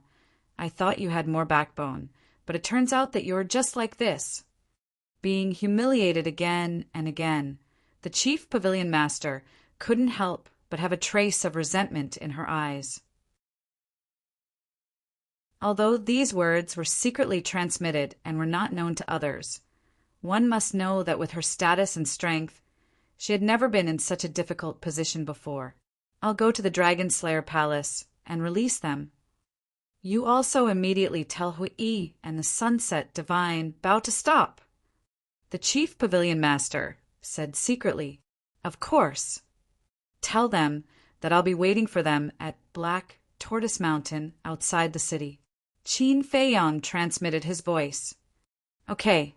The chief pavilion master took a deep look at Qin Feiyang, turned around, opened an altar, and left. She left? What's going on? Could it be that the chief pavilion master doesn't care about the life and death of the treasure pavilion? How is that possible? The treasure pavilion is the work of the chief pavilion master. I think they must have made some secret deal. Everyone whispered. Qin Feiyang also got up and looked at Yi Zhong with a smile. I still have something to do, so I won't accompany the chief pavilion master. See you later. Yi Zhong also got up and transmitted his voice. This old man will wait for you in the Nether King's hell. I definitely won't let you down. Qin Feiyang smiled faintly and put away the tea table and reclining chair. He turned to look at Fu Tu and said to himself, Go and inform Sunset, Godly Bao, and the others to meet me at Black Tortoise Mountain. Okay, the weapon spirit of Fu Tu responded secretly and disappeared like a flash of lightning. Qin Feiyang also opened an altar and swaggered away. Until then, the steward let out a sigh of relief. He found that his whole body was drenched in cold sweat. Although Qin Feiyang didn't make a move from the beginning to the end, the invisible pressure emitted by his calmness made even him, a half-step invincible realm expert, a little overwhelmed. The rise of this man was unstoppable. Not even the dragons. He could even predict that the future of the ancient world would change greatly because of this man. After Qin Feiyang disappeared, Yi Zhong also left without saying a word. This little guy is really scary. Yeah. It's the first time I've seen such a terrifying young man. He didn't make a move, nor did he get angry. He just sat there calmly and planned his strategy. Who can compete with him? He's a rare talent. People muttered, even though a world-shocking battle hadn't occurred. Qin Feiyang's godlike figure had already been imprinted in their hearts, and it was impossible to forget. Black Tortoise Mountain. Qin Feiyang took out an image crystal and notified Hui, the five-clawed golden dragon, and Feng Daji. Then he closed his eyes and waited silently. Whoosh! Soon, Hui, Feng Daji, and the five-clawed golden dragon returned. How was it? The three of them asked with a smile. If the chief pavilion master didn't compromise, would I have called you back? Qin Feiyang smiled faintly. Then what does she look like? Hui was curious. What do you mean? You asked about her appearance as soon as you arrived? Qin Feiyang was stunned. I'm just curious. If she's a peerless beauty, then we have to be gentle. After all, we have to be gentle with her. Hui chuckled. Qin Feiyang's face twitched. He turned to look at the five-clawed golden dragon and asked, Little Gold, did you see Shangguan Fenglan when you went to the northern region with him? Yes. He didn't let me go at first. But am I that obedient? Follow him stealthily. The five-clawed golden dragon glanced at Hui and laughed. Then, the next time you have the chance to see Shangguan Fenglan, tell her that someone is flirting with women in the divine land and is very dishonest. Qin Feiyang said. Understood. The five-clawed golden dragon laughed. Bastard. Hui glared at the two of them. Feng Daji snickered. It turned out that Hui also had a nemesis. Whoosh! After waiting for a while, the axe, the sunset bow, and the other 6 divine artifacts also returned. Next to the 6 divine artifacts, there were a large pile of interspatial rings and interspatial rings floating in the air, like a small hill. This is your harvest? Qin Feiyang was surprised. That's right. The Sunset Bow's artifact, Spirit, said proudly. Qin Feiyang quickly asked, Is there a 7th grade divine elixir fire? 7th grade divine elixir fire? I really didn't pay attention to this matter. The artifact, Spirit said. Qin Feiyang looked at Hui and the other two. We didn't pay attention to it either.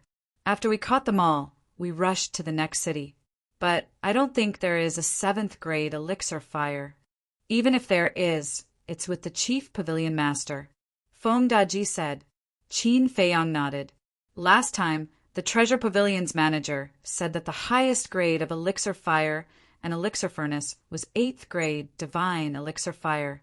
And 7th grade divine elixir fire and elixir furnace were also considered top-notch. If it were anyone else, they wouldn't be at ease to leave such treasures elsewhere. Although there may not be elixir fire, there must be a lot of legendary divine artifacts. Hui said. That's for sure. Qin Feiyang nodded. When he was on the 10th floor of the treasure pavilion in Holy Dragon City, he saw a lot of legendary divine artifacts and divine techniques. Okay then, go to the Black Tortoise realm and give these treasures to the Fire Lotus. Then you can go into seclusion. After this seclusion, you can only see me when I come back from the Nether King's hell. Don't miss me too much. Qin Feiyong smiled. Stop being so narcissistic. Who would miss you? The five-clawed golden dragon sneered. That's right. Without you, we can live comfortably. What he said. Haha. Qin Feiyong laughed and sent the three of them and the 10 heaven-defying divine artifacts to the Black Tortoise realm. He waited outside alone for the mermaid princess and the others. Chapter 2568. Time passed slowly. Qin Feiyong frowned when he did not see the mermaid princess and the others. Was the chief pavilion master playing tricks? But that did not make sense. Even the dragons did not dare to confront him, let alone a mere treasure pavilion. Besides, this was the chief pavilion master and the Beast Emperor's fault. There was no reason for them to go against him. Swoosh! Suddenly, silhouettes appeared above Black Tortoise Mountain. Qin Feiyong looked up, and his eyes were filled with excitement. Were they not the lovers and companions he had been thinking about day and night? Dan Wangkai, Zhao Tailai, Tang Hai, Chui Li, Willow Tree, Blood Qilin, Golden Leopard, Thunder Leopard, Yu Huang. There were also Tantai Li, Qin Rushuang, Mermaid Princess, Feiyong, Boss, Young Master. When everyone saw Qin Feiyong, their expressions were also incomparably excited, and they immediately surrounded Qin Feiyong. Feiyong, I thought I would never see you again. The mermaid princess threw herself into Qin Feiyong's arms. I'll take care of everything. Don't be afraid. Qin Feiyong's heart ached. The mermaid princess nodded. Damn it. Supreme Cloud and Supreme Beast are inhumane. How dare they imprison us? Don't worry. Revenge is a dish best served cold. They'll fall into our hands sooner or later. That's right. We'll let them know why the flowers are so red. The Blood Qilin, Thunder Leopard, Golden Leopard, and Yu Huang gnashed their teeth. Qin Feiyong looked at the beasts and nodded. Don't worry. That day will come. Let's not talk about that first. Young Master, I heard that the castle and Black Tortoise realm have merged, and the time formation has become 100 years a day? Is that true? Zhao Tailai and the others looked at Qin Feiyong expectantly. Qin Feiyong smiled. Of course it's true. Why else would I ask you to come back? Haha, then hurry up and enter. I'm just about to break through to the half-step 9 Heavens realm. The Blood Kirin said excitedly. Half-step 9th Heavens realm? Qin Feiyong froze, and he looked at the Blood Kirin. This guy had actually broken through to the great circle of the paramount god level. Zhao Tailai and the others, as well as Yu Huang and the other beasts, were all perfected, transcendent gods. It seems that you've gained quite a lot from the dragon-slaying palace over the years. Qin Feiyong smiled. That's a must. Ever since we separated in the Heavenly Dragon Sea, we've been in seclusion every day, and we've never run around. We're just afraid of embarrassing you. Lei Bao and the other beasts chuckled.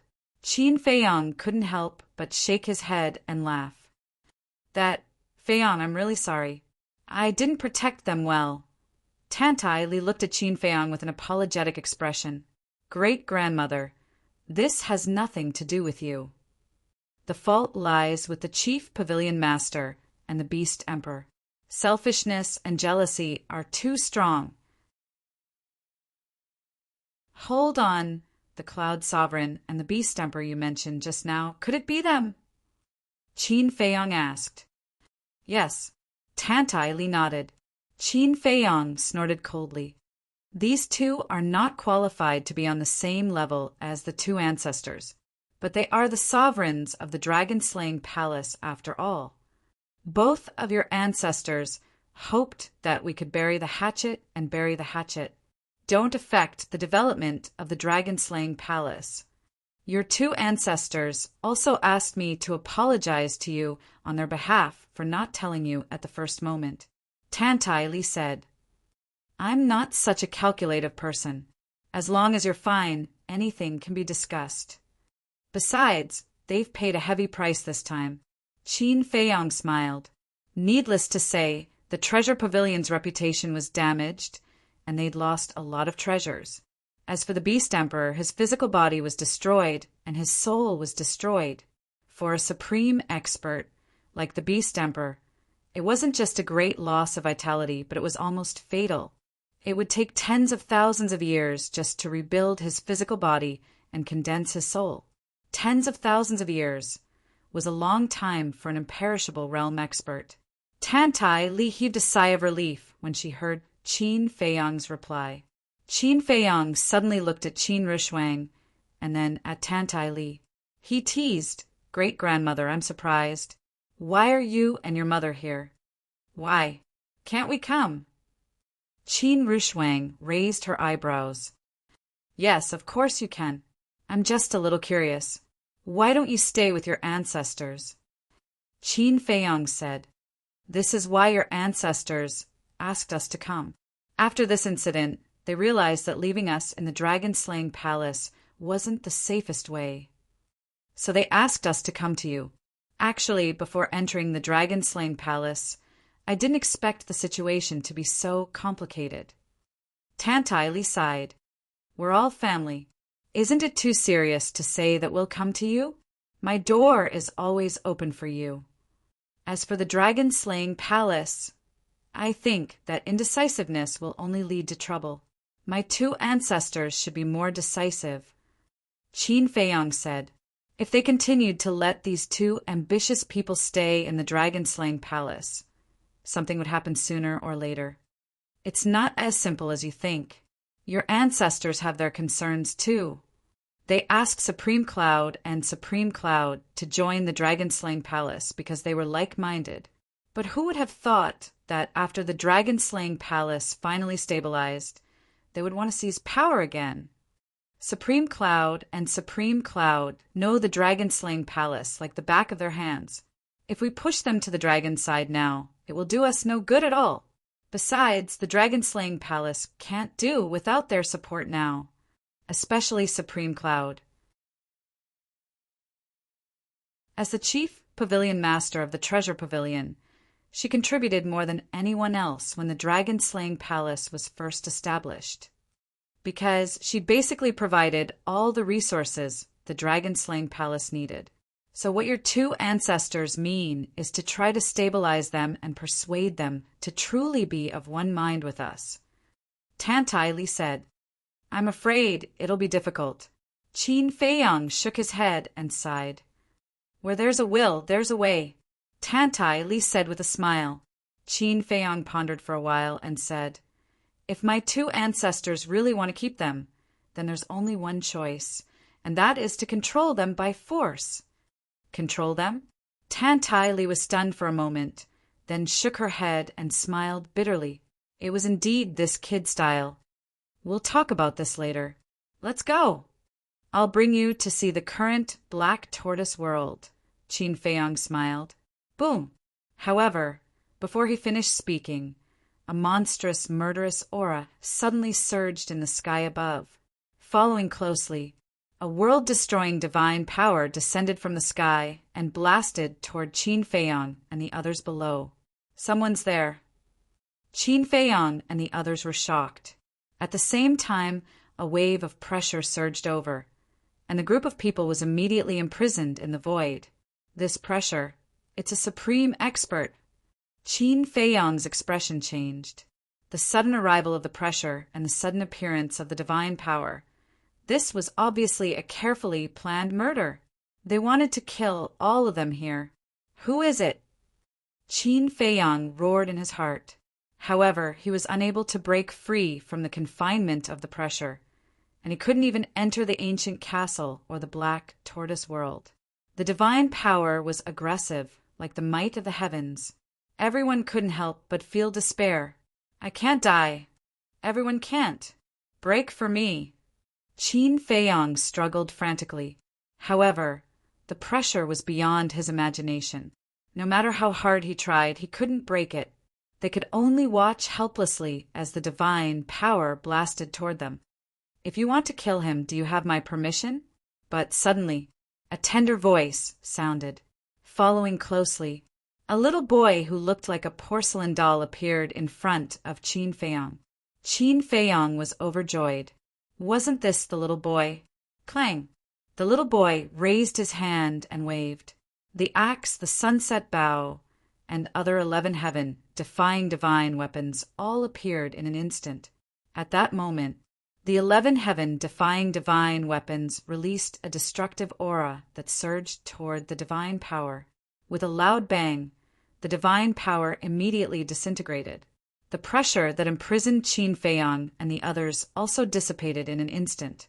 Qin Feiyang's mind moved and immediately sent the mermaid princess and the others to the black tortoise world.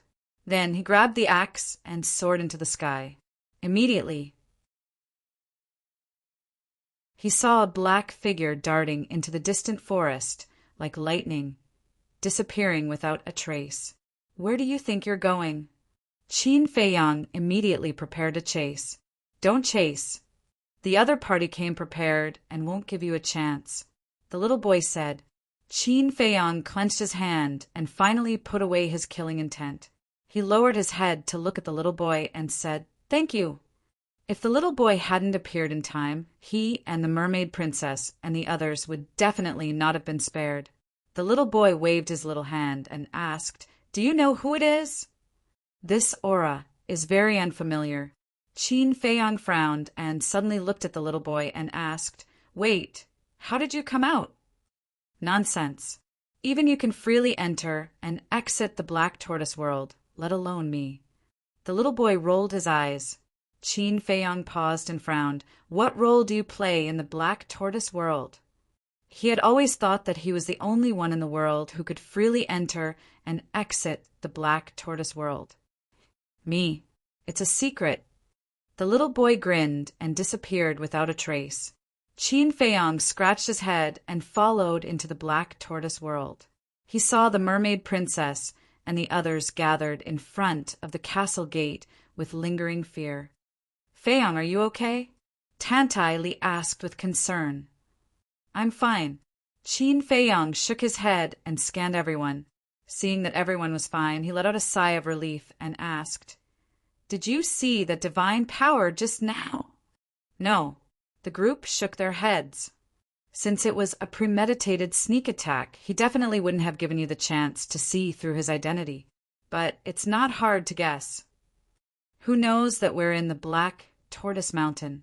At this time, Hui, the 5-clawed golden dragon, Feng Daji and Fire Lotus walked over. Who knows that we're in the Black Tortoise Mountain? Qin Feiyang whispered. Suddenly, a cold light flashed in his eyes. He raised his head and looked at Hui and the others. "Chief Pavilion Master!"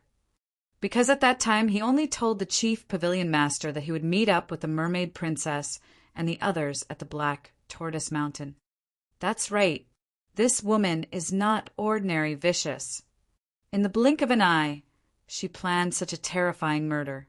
Fortunately, that little brat can also leave the Black Tortoise world. Otherwise, you would have been doomed this time. What he said.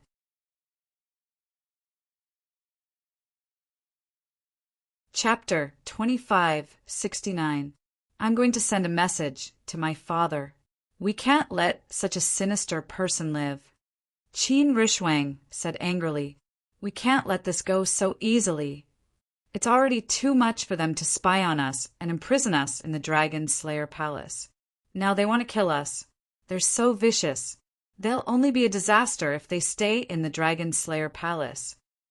Zhao Tailai and the others felt indignant. "Then you should contact the ancestors," Qin Feiyang said to Qin Rishuang and the others. He then turned to Hui and the 5-clawed golden dragon and said, "Come with me." Hui and the 5-clawed golden dragon nodded. The mermaid princess hurriedly asked, "Feiyang, where are you going?" "You have to pay the price for your wrongdoings."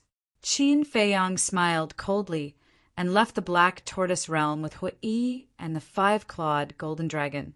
He opened the altar and descended above the treasure pavilion in the Holy Dragon City. The sky was still dark. However, The onlookers had dispersed not long ago. Boom! Qin Feiyang released his aura and shocked everyone. This seems to be Qin Feiyang's aura. He's back again? I think he's still in the treasure pavilion. Let's go take a look. Everyone rushed to the sky and looked above the treasure pavilion. It was indeed Qin Feiyang. Whoosh! At the same time, a figure flew out from the treasure pavilion. It was the manager of the treasure pavilion. When he saw Qin Feiyang and the other two, the manager's expression changed. He smiled obsequiously and said, "May I know why you've come to my treasure pavilion again?"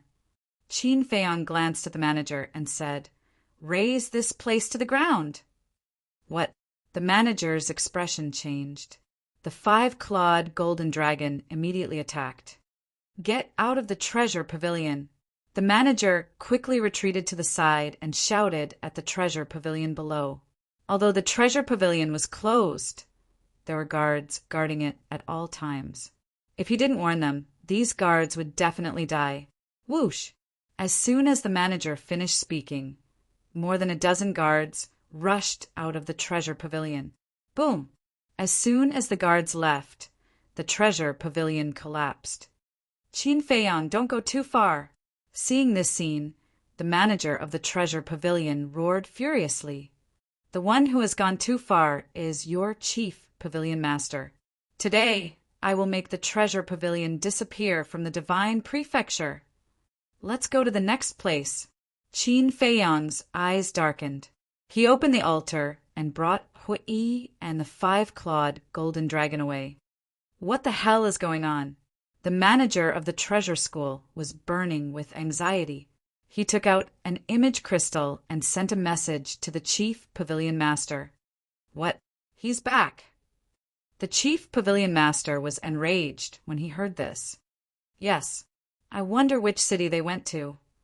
My lord, you have to think of a solution quickly. Otherwise, with Qin Feiyang's methods, I'm afraid our treasure pavilion will be doomed today. The manager of the treasure pavilion said anxiously. I'll deal with it right away. The chief pavilion master said gloomily and turned off the image crystal. Swish! In the sky above a certain city, 3 figures appeared. One of them waved his hand, and a surge of divine power surged out. With a loud bang, a building in the center of the city collapsed on the spot. This building was the treasure pavilion of the city. After the treasure pavilion was destroyed, the 3 figures opened the altar and disappeared. It seems to be Qin Feiyang. What's wrong with him?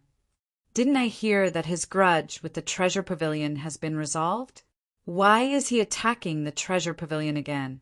Also, what grudge does he have with the treasure pavilion? Everyone was discussing. For the people of the major cities in the north, this was destined to be a sleepless night. Feiyang, father wants you to come in. When Qin Feiyang and the other 2 destroyed the 4th pavilion, Qin Rishuang's voice suddenly rang in Qin Feiyang's mind. Qin Feiyang was slightly taken aback.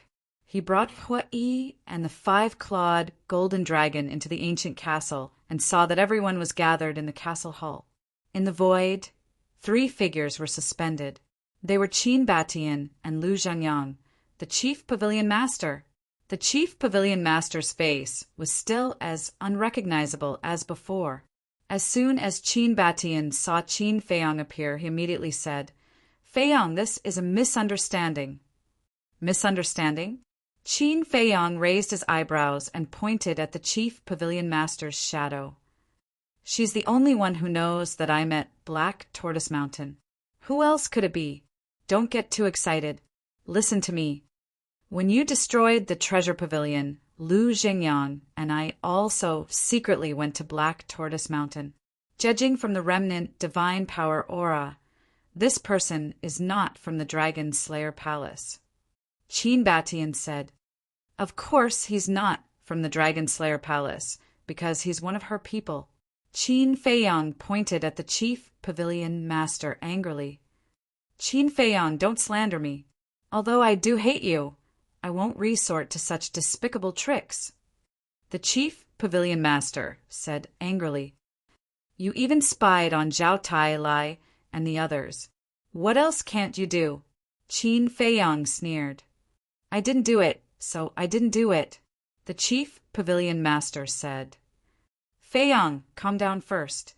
This person is indeed not Supreme Cloud subordinate, because I know all of Supreme Cloud subordinates.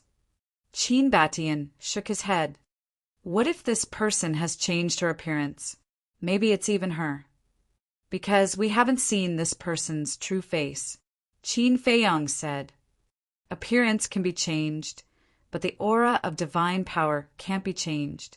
Unless you take that kind of divine pill to change the power of bloodline like you and me. But I'm the only one who has this pill.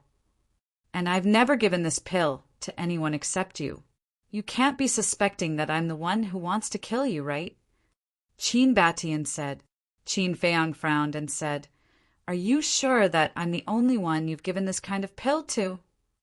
Of course.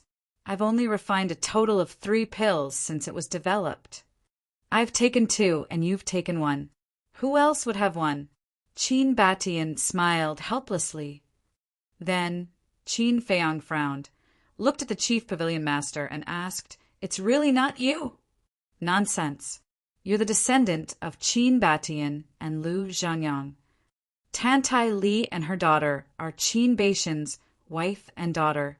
The mermaid princess is also the descendant of the mermaid emperor. You have such a big brain. Why don't you think about it? Would I dare to kill you? If I did, I would have killed them in the dragon-slaying palace. Why would I imprison them and wait until now? The chief pavilion master said angrily. I don't think so. Hui sneered. What do you mean? The chief pavilion master looked at Hui. If you killed them in the dragon-slaying palace, you would have to face our anger, so you wouldn't dare. But a sneak attack is another matter. If the sneak attack was successful with your means, you could completely clear your name. Let's take a step back and say that even if you fail just like now, you have a reason to wash your hands clean. As for the person who attacked us, who knows if he's the killer you've been hiding all this time and that even Qin Batian and the others don't know about? What Yi said lightly. That makes sense. Qin Feiyang and the others nodded. Qin Batian and Lu Zhangyang looked at each other and couldn't help but frown. It sounded like there was no flaw at all. Was it really someone sent by the chief pavilion master? The chief pavilion master was burning with anxiety and said, I really didn't. What do I have to do to make you believe me? Qin Feiyang's eyes flashed and he said, It's not difficult for me to believe you. What do you want to do? The chief pavilion master raised his eyebrows. Qin Feiyang said word by word, Let me read your memory. That's right. As long as you're willing to let Qin Feiyang read your memory, we'll believe you. What Yi said. The chief pavilion master said flatly, That's impossible. I'm a sovereign. But before the chief pavilion master finished, Qin Batian said, Supreme Cloud, this is the only way to solve this matter. You! Supreme Cloud glared at Qin Batian. I know your concerns. You can rest assured. If it's really not you, I'll immediately let Qin Feiyang remove his control over you. And apologize to you personally, Qin Batian said. Supreme Cloud's expression was uncertain. Supreme Cloud, isn't it just to prove it? Since you didn't do it, what are you afraid of? Lu Zhangyang said. Okay, I agree. But if it's not me, then I'll make the 2 of you kneel down and apologize to me. And Qin Feiyang must hand over the Sunset Divine Bow and the other 10 heaven-defying divine weapons to the Dragon Slayer Palace. Supreme Cloud looked at Qin Batian and Lu Zhangyang and said, Hearing this, Qin Batian and Lu Zhangyang looked at each other with a trace of melancholy in their eyes. Qin Feiyang and the others also looked at each other. Such calmness and confidence. Was it really not her? Or was she just pretending to be calm? If you dare to agree, I'll immediately let Qin Feiyang read my memory. Supreme Cloud looked at Qin Batian and Lu Zhenyang aggressively. Qin Batian and Lu Zhenyang were hesitant. Qin Rushuang said telepathically, Feiyang, what should we do now? They didn't expect Supreme Cloud to make such a request. If Supreme Cloud had really sent someone to assassinate them, it would be fine. But if not, the loss would not be small.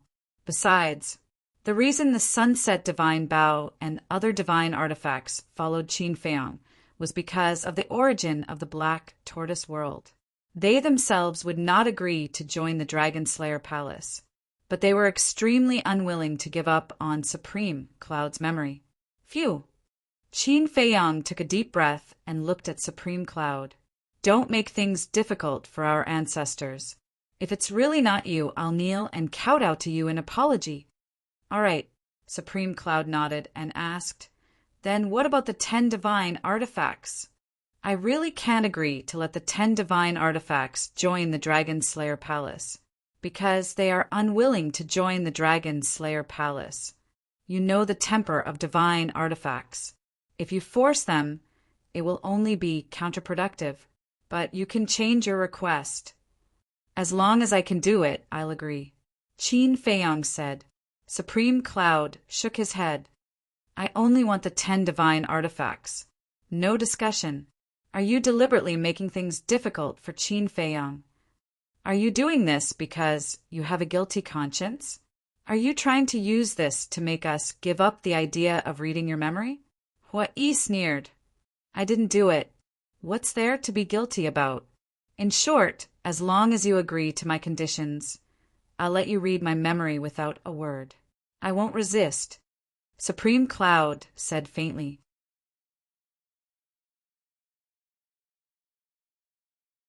Chapter 2570. Fire Lotus walked to Qin Feiyang's side and whispered, She's determined to make things difficult for you. I know. Qin Feiyang nodded. Didn't he imprison the mermaid princess and the others for the 10 divine artifacts? However, he dared not agree. To put it nicely, the Sunset Bow and the other divine artifacts followed him. To put it bluntly, they were helping him out of kindness for the sake of the land of origin. He had no way to command the 10 divine artifacts. Besides, he himself was reluctant to give the 10 divine artifacts to the Dragon Slayer Palace. Thinking back, he had spent so much effort to persuade the 10 divine artifacts to stay. How could he give them to someone like Supreme Cloud? Then what should we do? Fire Lotus asked secretly. I don't know either. Qin Feiyang shook his head. Qin Batian sighed. I think we should just forget about it. Forget about it. Qin Rushuang immediately looked at Qin Batian with dissatisfaction. What was her father thinking? How could he just forget about such a serious matter? Qin Batian said, Actually, we believe in Supreme Cloud. After all, we're in the same boat. That's right. Although Supreme Cloud is selfish and wants Feiyang to hand over the 10 divine artifacts, in the end, it's for the good of the Dragon Slayer Palace. Lu Zhenyang nodded as well. So be it then, Qin Batian said, and turned off the image crystal. This in the hall. The group of people looked at each other. Wasn't this too much of a joke? Tantai Li sighed. Perhaps this is the best solution. Mother. Qin Rushuang looked at Tantai Li unhappily. This is obviously a problem Supreme Cloud deliberately set up. What if it's really not Supreme Cloud? Then, not only will Feiyang have to kneel and apologize, but he will also have to hand over the 10 divine artifacts. When has Feiyang ever kneeled to others? We can't let him suffer this grievance. Tantai Li said, I'm not afraid of being wronged, but I'm afraid of the Sunset Divine Bow and the others, because I don't have the right to order them around. Qin Feiyang shook his head, feeling aggrieved. He really wanted to vent. Wang. At this moment, Qin Rushuang's image crystal rang again. Qin Rushuang looked at the image crystal suspiciously. As it recovered, 2 shadows appeared. Father? Uncle Lu. Qin Rushuang was stunned. The two were none other than Qin Batian and Lu Zhengyang. Qin Batian glanced at the crowd, then focused on Qin Feiyang. Supreme Cloud has left. There are some things that we would like to discuss with all of you in private. Please speak. Qin Feiyang said. Qin Batian laughed and said, "Is there a fire in your heart that you have nowhere to vent?" Yes. Qin Feiyang nodded. This is reality. Actually, we also know that this was most likely done by Supreme Cloud. But what can we do? First of all, the Dragon-Slaying Palace cannot do without the support of the Treasure School. Because over the years, the resources of the Dragon-Slaying Palace have basically been provided by the Treasure School. Secondly, Supreme Cloud and Supreme Beast have always been on good terms. If we attack Supreme Cloud, Supreme Beast will definitely not sit back and watch. At that time, the Dragon-Slaying Palace will definitely face a situation of collapse. The most important thing is Supreme Cloud and Supreme Beast are very powerful. Even if Supreme Dragon finds out that they were the two Supreme Emperors of the Dragon-Slaying Palace, Supreme Dragon will not accept them. As long as they sincerely submit to the dragons, Supreme Dragon will definitely accept them. At that time, the situation of the Dragon-Slaying Palace will be even worse. We may even face destruction. Qin Batian shook his head, his face full of helplessness. Qin Feiyang asked, "So you have been holding back?"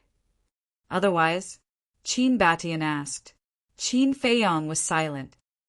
"Feiyang, this is a dispute between forces. No matter where it is, no power can avoid these disputes. As the leaders of the Dragon-Slaying Palace, we must consider the overall situation. After all, we are not like you. We are not willful, nor do we have the capital to act recklessly." Lu Zhengyang said. Qin Feiyang sighed and nodded.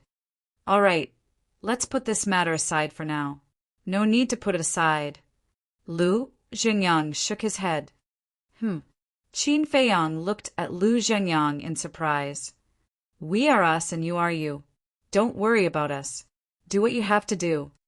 Your ancestors, and I know that you are determined to enter the hell of the Nether King. It's useless for us to stop you. As far as we know, Supreme Cloud and Supreme Beast will also enter the hell of the Nether King.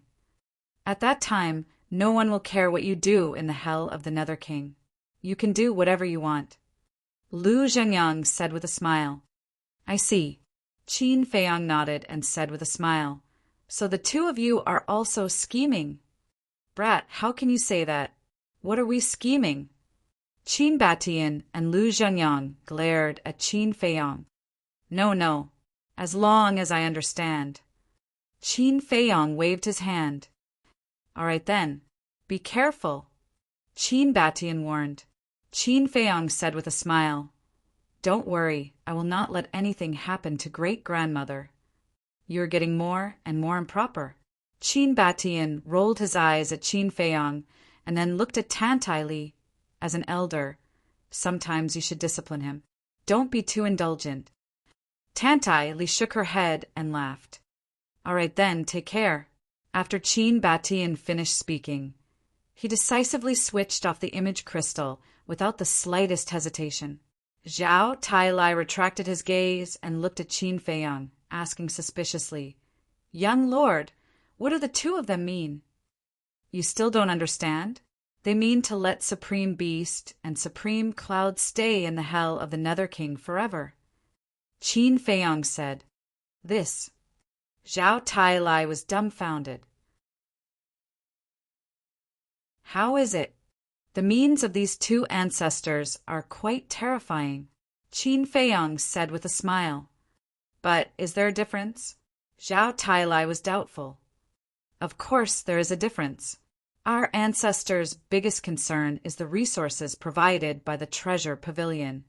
If Supreme Cloud and Supreme Beast die outside, the people of the Treasure Pavilion will definitely hate us. Let's talk about it later. Killing those two will not be an easy task. But it's different in the hell of the Nether King. Supreme Cloud won't be able to control the Treasure Pavilion in the hell of the Nether King. If my guess is right, after we enter the hell of the Nether King, the two ancestors will definitely start planning to take over the treasure pavilion. In other words, they want all the resources of the treasure pavilion in their own hands. In this way, even if Supreme Cloud comes back alive from the hell of the Nether King, her position as the chief pavilion master of the treasure pavilion will only be in name. And as long as they get all the resources of the treasure pavilion, our ancestors won't care if Supreme Cloud goes to the dragons. Qin Feiyong said. Zhao Tailai smiled. Hearing you say that, they are indeed quite powerful. You must be joking. If father wasn't powerful, how could he have achieved what he has today? Qin Rushuang said proudly. Yes. Zhao Tailai nodded repeatedly. But I still hope to control Supreme Cloud and Supreme Beast. After all, as our ancestors said, they are not weak and are the main fighting force against the dragons. Qin Feiyong said. Tantai Li smiled. Didn't your two ancestors say that as long as we enter the hell of the Nether King, you can do whatever you want? Let's wait and see.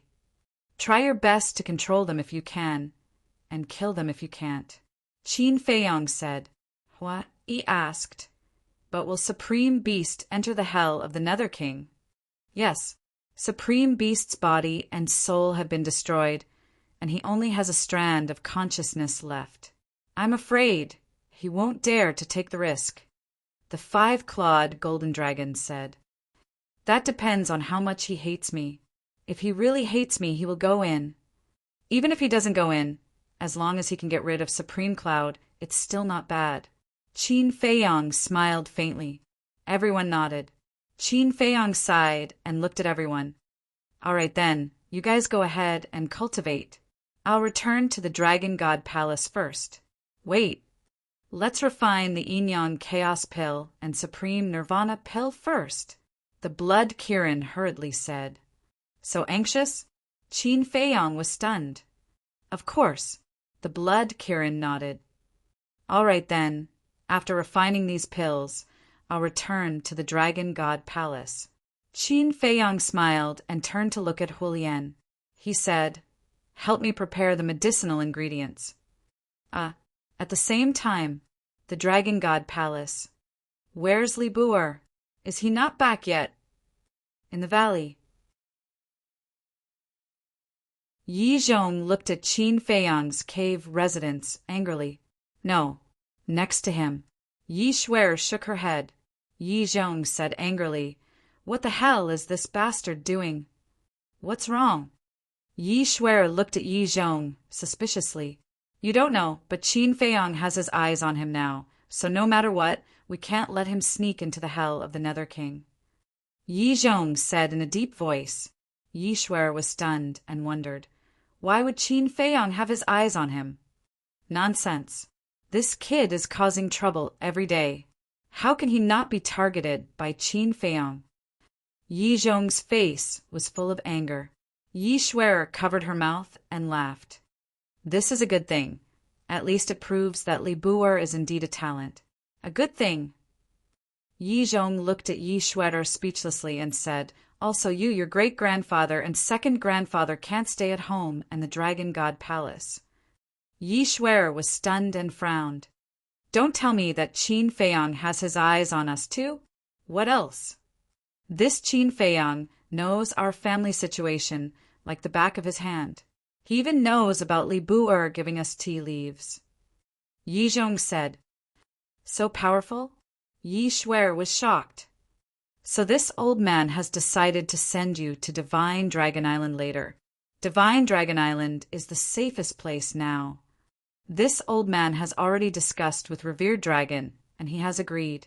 In short, before this old man comes back from the hell of the Nether King, you guys stay on Divine Dragon Island. Yi Zhong said in a deep voice. Divine Dragon Island? Yi Shuer was stunned for a moment. Then her eyes were full of curiosity. She was not unfamiliar with this place. She often heard her grandfather talk about it, but she had not been there until now. Yi Zhong pondered for a moment and said, Go home now and bring your great-grandfather here. Okay, Yi Shuai nodded and then opened a teleportation altar that led to the entrance square. Let me go back with you, I'm a little worried. Yi Zhong thought for a moment and stepped on the altar.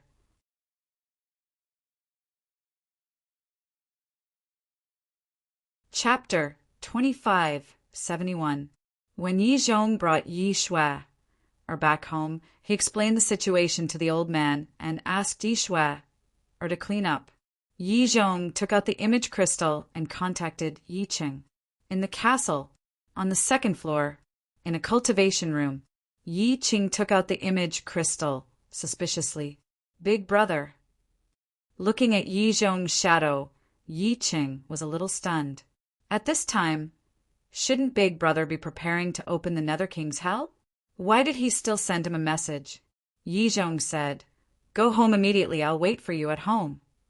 Go home? Yi Qing was slightly stunned and asked suspiciously, Why do I have to go home? I'll send you to Divine Dragon Island later. Do you know where Li Bu'er is? Yi Zhong asked. Wait, why do you suddenly want to send us to Divine Dragon Island? Yi Qing quickly reached out to stop Yi Zhong and asked suspiciously. Yi Zhong briefly explained the situation. When Yi Qing heard this, he couldn't help but smile bitterly in his heart. He didn't expect that Qin Feiyang's words would make Big Brother so anxious. He wanted to tell Yi Zhong that there was no need to go to Divine Dragon Island, because Qin Feiyang wouldn't hurt them, but he didn't dare to say it. Yi Qing smiled and said, Then wait for a while, I'll contact Li Bu'er. Hurry up, Yi Zhong urged. Yi Qing nodded and turned off the image crystal. He got up and walked out of the cultivation room and towards the first floor. Done. In the cultivation room, Qin Feiyang waved his hand and thousands of pills flew in front of Fire Lotus. There's no need for so many. Fire Lotus was stunned. It's better to be prepared. Qin Feiyang smiled and looked at the blood Kirin, Zhao Tailai and the others who were surrounding him, and said, If you need it, you can get it from Fire Lotus. Okay. Everyone nodded excitedly. Young master. At this time, Yi Qing ran in and whispered a few words into Qin Feiyang's ear. No way. Qin Feiyang looked at Yi Qing in astonishment. Why not? Big Brother wants us to meet him immediately. Yi Qing said. What is it? Zhao Tailai and the others looked at the two suspiciously. This master of mine was afraid that I would sneak off to the underworld monarch's hell. To think that he wanted to send me to the Divine Dragon Island. Qin Feiyang smiled bitterly. Everyone suddenly understood. The mermaid princess smiled and said, He cares about you. I don't deny that I care. However, I really cannot go to this Divine Dragon Island. If you go there, you won't be able to escape. Qin Feiyang shook his head. I don't want to go either. Although the Divine Dragon Island also has a time array, can it be compared to the Black Tortoise World and the ancient castle? Yi Qing said. Qin Feiyang looked at Yi Qing and said with a sneaky smile, Then why don't we go missing? Yi Qing was taken aback. He said hesitantly, That's not a good idea. Qin Feiyang said, Otherwise, what are you going to say to him? This, Yi Qing frowned. He really couldn't think of a better idea. Let's go missing. When I successfully sneak into the underworld monarch's hell, he won't be able to do anything when he finds me. As for you, just throw the image crystal into your cosmos ring and stay here to cultivate. Qin Feiyang said. Yi Qing clenched his teeth and nodded. Fine. Before you come back from the underworld monarch's hell, I must break through to the half-step imperishable realm. As soon as he finished speaking, the image crystal rang. Yi Qing took out the image crystal and said with a bitter smile, It must be Big Brother's message. Then what are you hesitating for? Qin Feiyang said with a smile. Yi Qing pondered for a moment, then decisively threw the image crystal into his cosmos ring and returned to his cultivation room. What a ruthless person! Everyone looked at Yi Qing's back and couldn't help but shake their heads and laugh. If only Yi Zhong were as easy to talk to as Yi Qing, how great would that be? Qin Feiyang shook his head. Take your time. There's no rush.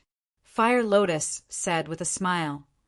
Okay, it seems that I can't go back to the Dragon God Palace now.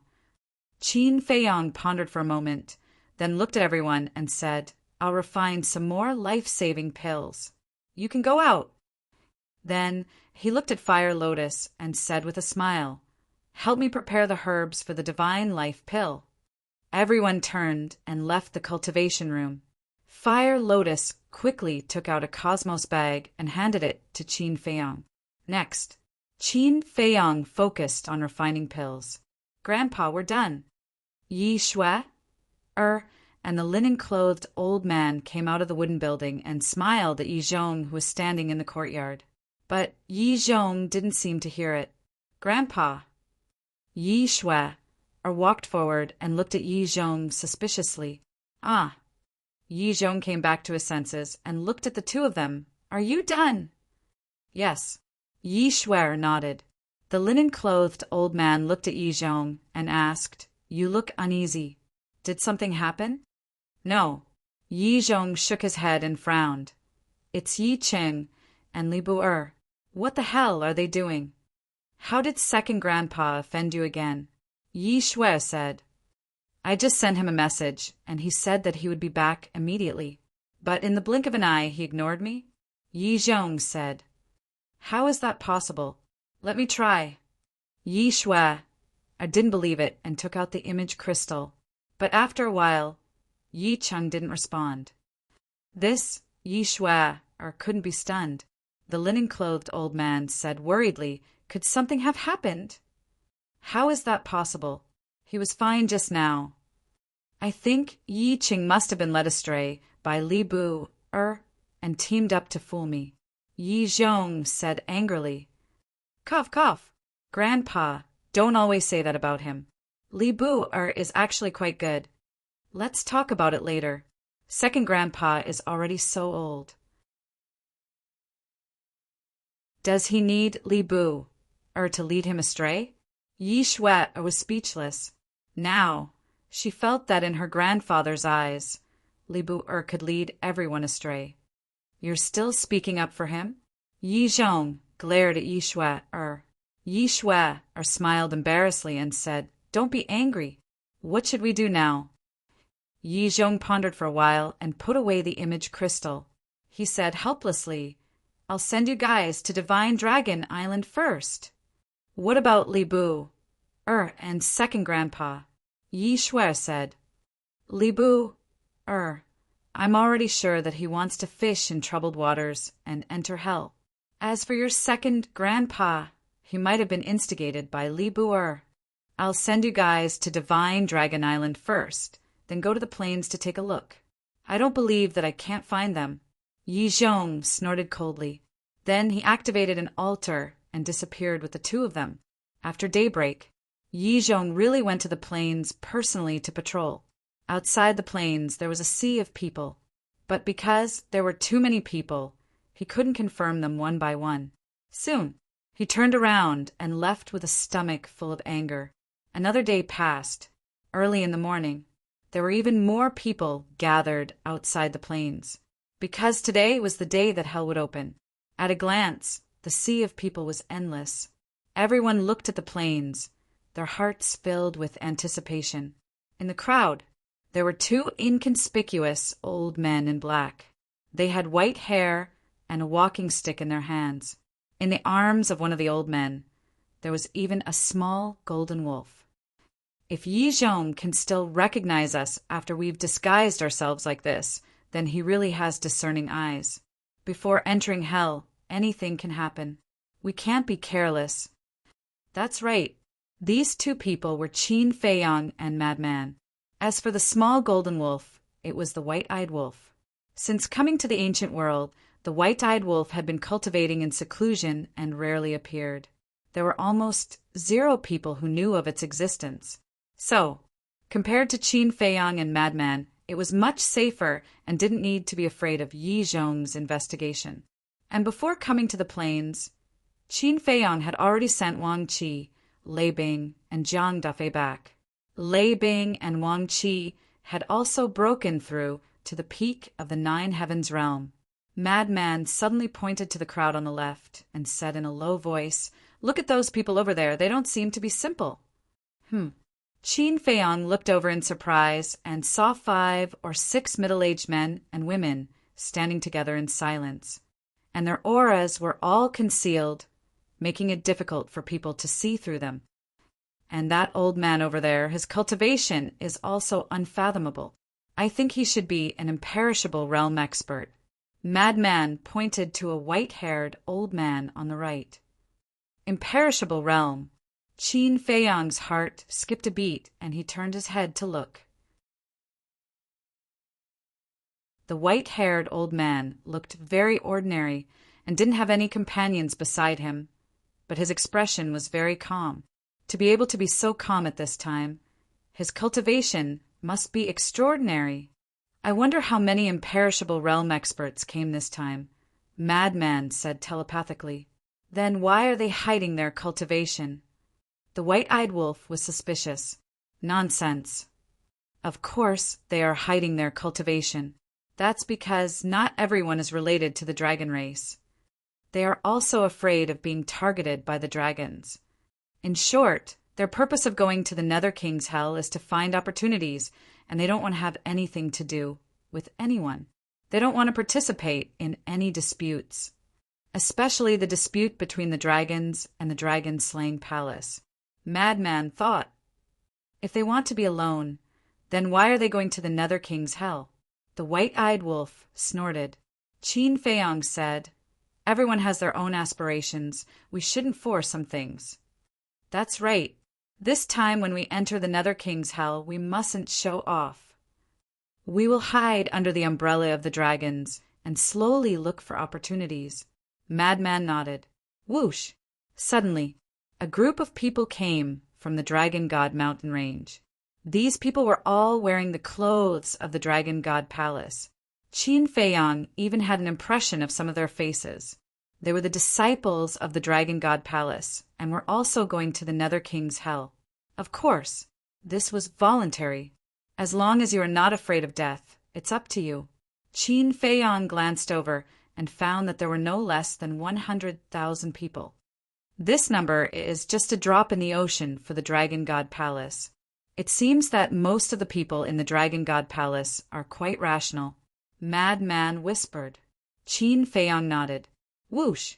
Not long after, another 3 groups of people arrived in a grandiose manner.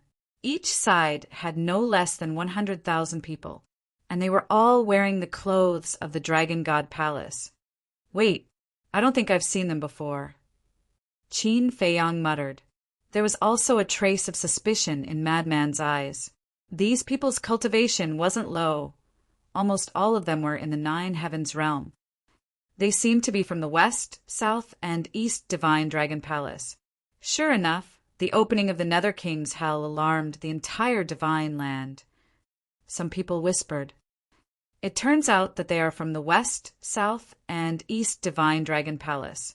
Qin Feiyang and Madman suddenly understood.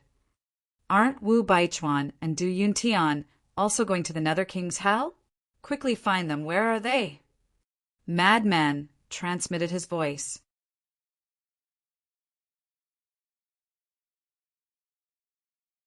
Chapter 2572. After carefully searching for a while, Qin Feiyang and Madman finally found Du Yuntian and Madman in the crowd. The 2 of them were standing in the East and West Dragon God Palace camps. But compared to before, they were extremely low-key now. Standing in the crowd, they were silent and their auras were concealed. If one didn't pay attention, one wouldn't notice them. Do you think they entered the East and West Dragon God Palace for the same reason as you, for the Divine Stone of Fate? Madman transmitted his voice. Divine Stone of Fate. Qin Feiyang was slightly stunned and shook his head. It's not that I look down on them, but how can they get the Divine Stone of Fate? You really look down on them. Actually, these 2 are quite powerful, but because they don't have any heaven-defying divine artifacts and techniques. Compared to you, they're a lot dimmer. Madman secretly said, "Indeed, they don't look that old, but to have such cultivation, how can they be ordinary people? Perhaps when you enter the Nether King's hell, you will understand how terrifying they are." White-Eyed Wolf echoed, "Because in the Nether King's hell, all of Qin Feiyang's trump cards would be restricted. At that time, he could only rely on his own cultivation and strength to deal with the unknown. Perhaps he might even suffer a great loss under the hands of these two." "I hope so," Qin Feiyang whispered. After all, they were all young lords of the dragon-slaying palace. If they were too weak, then it wouldn't be fun. However, compared to these two, he was more curious about the young lord in the south. Even Hui and the 5-clawed golden dragon couldn't find out the identity of this person, as if this person didn't exist at all. Such a mysterious person wasn't something an ordinary person could do. Qin Feiyang looked at the Southern Dragon God Palace. The Southern Dragon God Palace also had hundreds of thousands of people. But after observing for a long time, Qin Feiyang still didn't know who this young lord was. Or perhaps this person didn't come at all. The sun had already risen high in the sky. Swish! Suddenly, 2 figures descended on the plains, and a terrifying aura enveloped the entire place. It was Yi Zhong and the young man.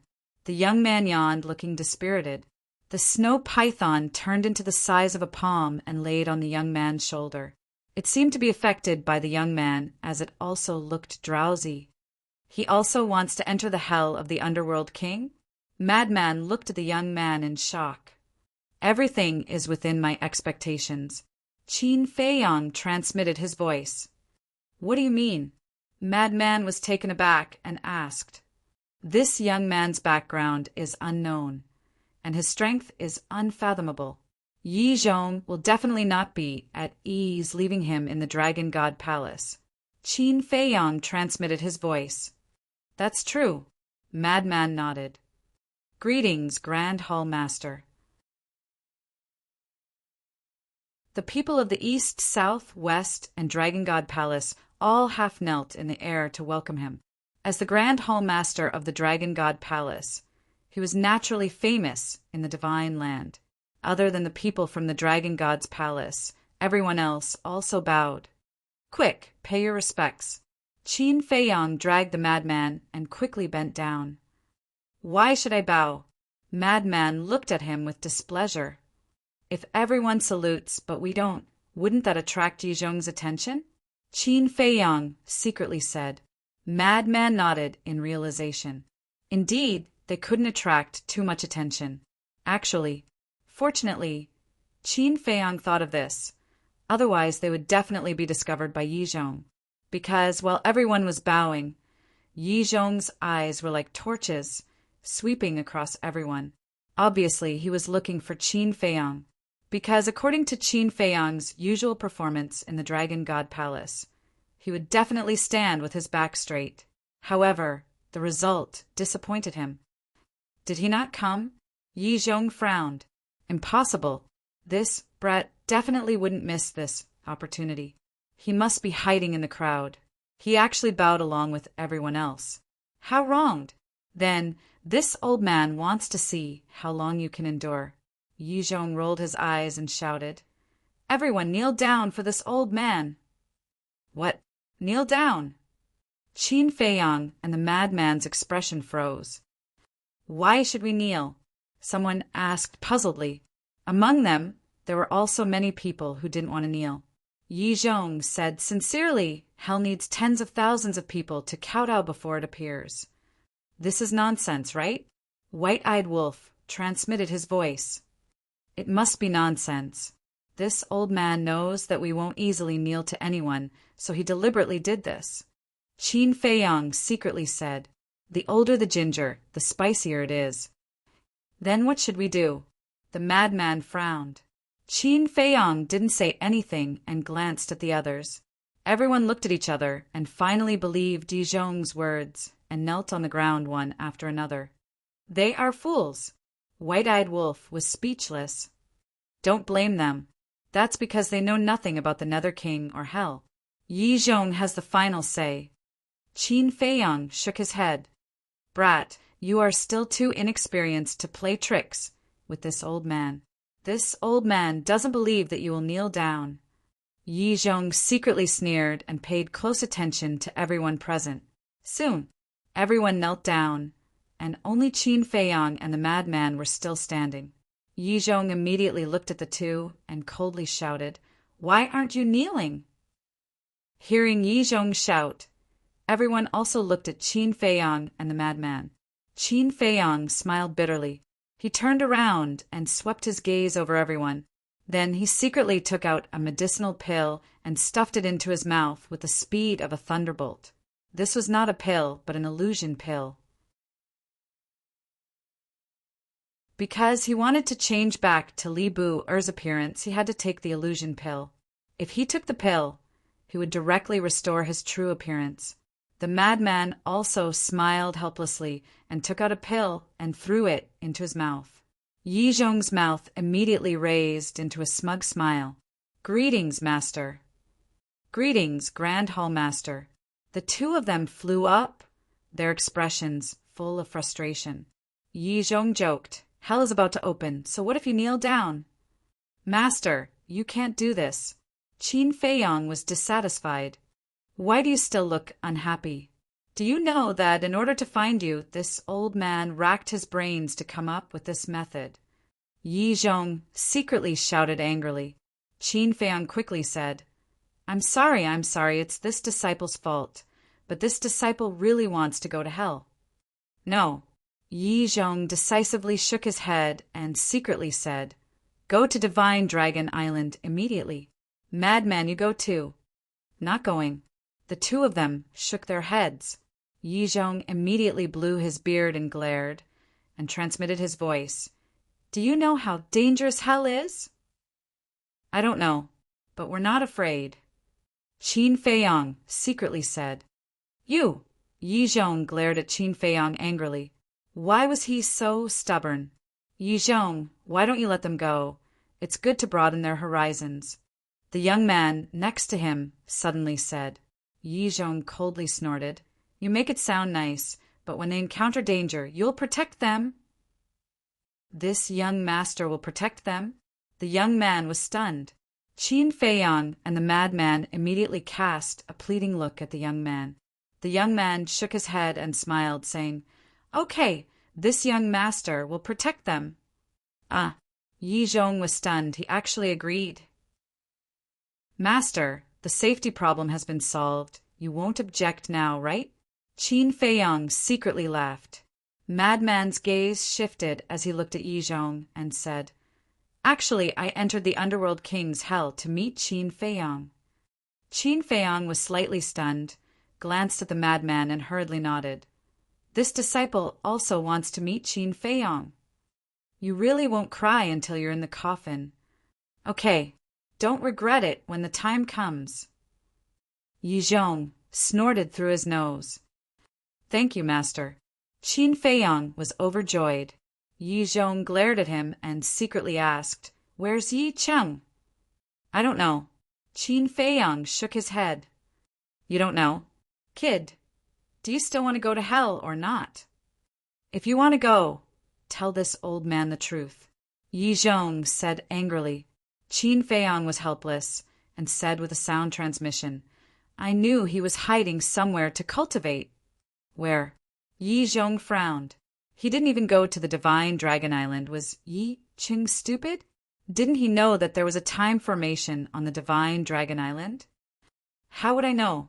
"Yesterday he sent a message to this disciple and only said that you were going to send us to the Divine Dragon Island. He didn't reveal anything else." Qin Feiyang shook his head. "None of them are easy to worry about." Yi Zhong's face was filled with anger. "Lord Grand Hall Master, is hell still going to open? How long are you going to make us kneel?"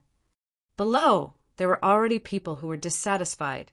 Yi Zhong sorted out his emotions and said expressionlessly, "It will open immediately." "Finished." Yi Zhong raised his arm and opened his palm. With a clanging sound, a stone door appeared in front of him. The stone door was as if it was condensed from blood. It was completely blood-red and emitted a monstrous, baleful aura. Moreover, on both sides of the stone door there was a skull.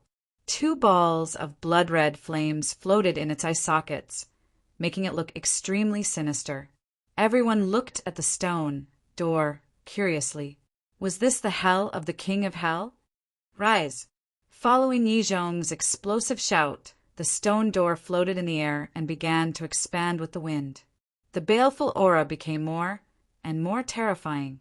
It was as if a demon king had been born, and the blood light dyed the entire plain red.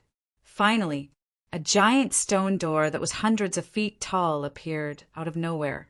That terrifying, baleful aura was as if countless demon kings had awakened, causing everyone present to feel a chill in their hearts.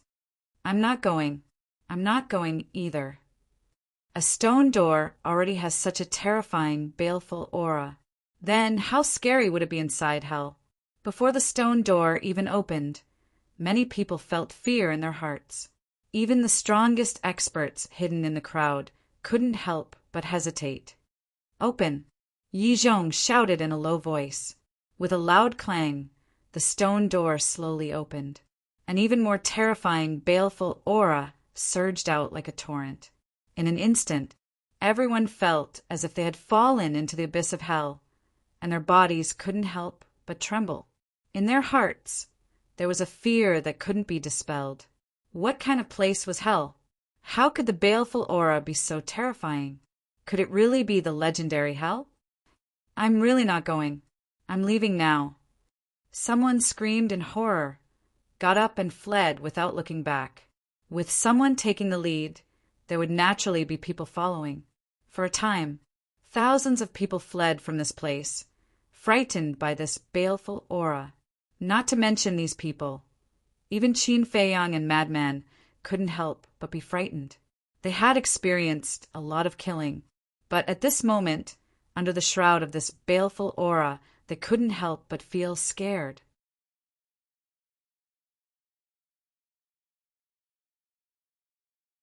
Chapter 2573.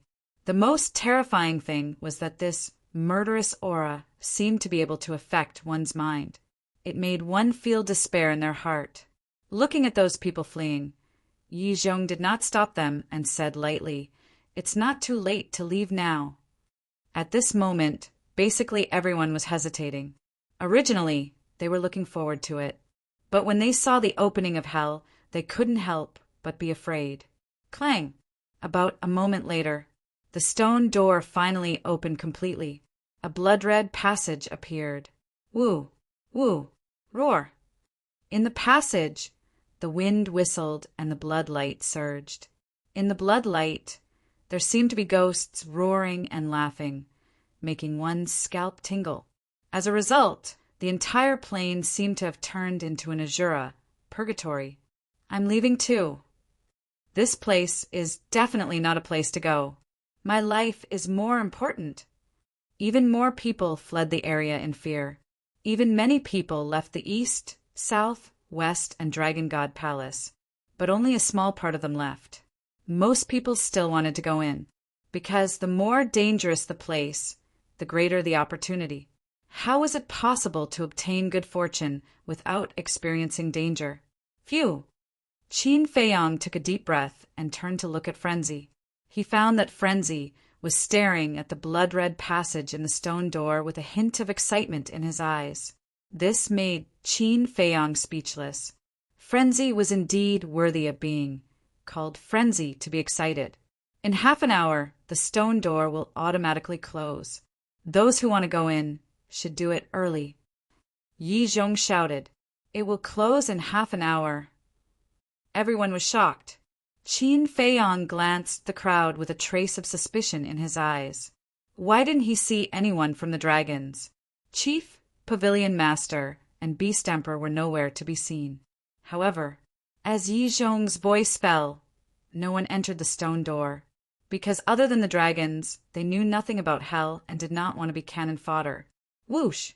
But suddenly, a figure rushed out from the crowd and rushed toward the stone door like lightning. Everyone looked over and saw a young man in blood-red robes who looked like a demon. His long hair was dyed red with blood. Furthermore, his body was emitting a frightening, baleful aura. However, his cultivation level was very low. He was only at the advanced stage of the War God stage. No way! You dare to enter the Underworld King's hell with only the cultivation of a great success War God. Everyone was bewildered. Was this kid looking for death? Yi Zhong also looked at the blood-red, clothed youth in surprise. Who would have thought that the first person to fly towards the stone door would be a great success War God? How could it be him? At the same time, Qin Feiyang murmured as he stared at the young man's back. You know him? Madman asked. Yes. He is from Yunshan village. His name is Li Feng.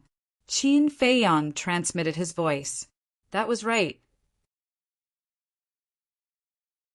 This young man in blood-red clothes was none other than Li Feng, who had left without saying a word. Li Feng, stop! Qin Feiyang murmured. However, Li Feng turned a deaf ear to him. He rushed into the stone door without looking back and disappeared into the tunnel. He is indeed different from before. Qin Feiyang murmured. He glanced at Madman and said, Let's go! The two of them rushed into the stone door while Yi Zhong was not paying attention. Bastard! Yi Zhong was stunned for a moment. Then he started to curse in exasperation. Don't worry. This young master will protect them well. The young man smiled faintly and walked toward the stone door. What do you know? The Nether King's hell is random. Yi Zhong murmured. What? Random? The young man was stunned. That's right. After entering, everyone will appear in different places. The Nether King's hell is not smaller than the Divine Land. If we don't tell them the rendezvous point in advance, we won't be able to find them. Yi Zhong was furious. Then let's not find them. Let's meet again. Hearing this, the young man yawned and disappeared into the stone door. Not find them. Yi Zhong's expression stiffened and he became more and more angry. What kind of people are these? Do they know how terrifying the Nether King's hell is? Back to Qin Feiyang.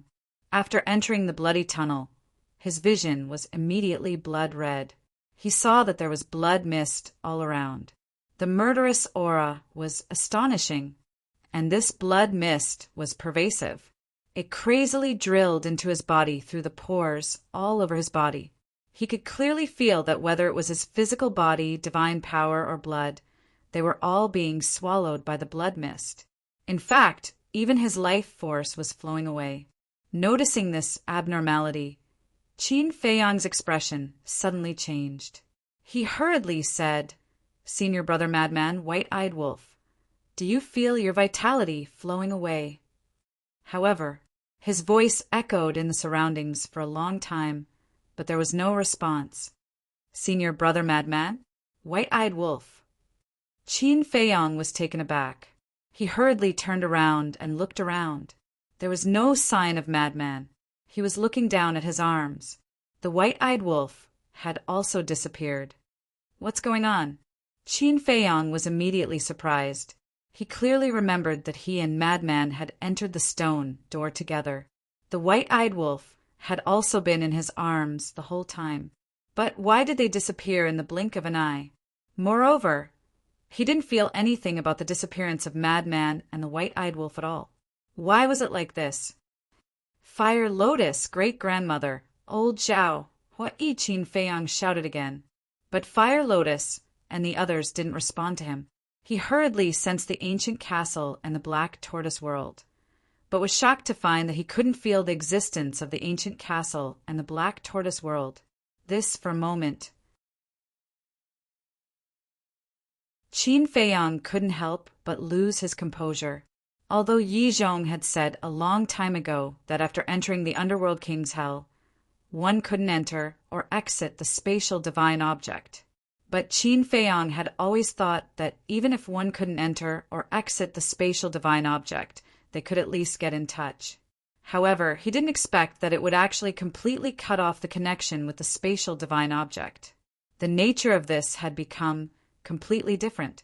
In other words, from this moment on, no matter what happened outside, Fire Lotus and the others wouldn't know.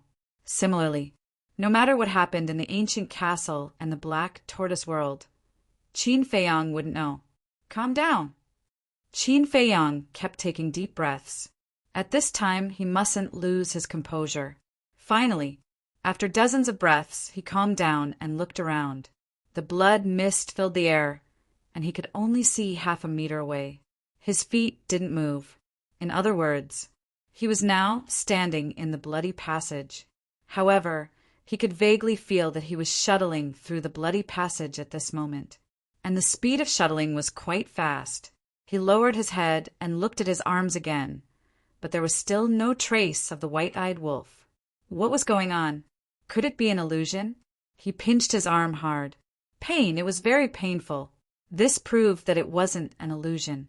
The frenzy and the white-eyed wolf had indeed disappeared. I was careless. I shouldn't have chased Li Feng. Qin Feiyang muttered. Li Feng didn't catch up, and instead lost the frenzy and the white-eyed wolf. The gains didn't make up for the losses. Suddenly, Qin Feiyang's body shook violently, and a wave of dizziness came from his head. Qin Feiyang was shocked. He lowered his head and looked at his hands, only to find that they were only skin and bones. His qi and blood were draining too fast. He hurriedly took out a divine life pill and threw it into his mouth.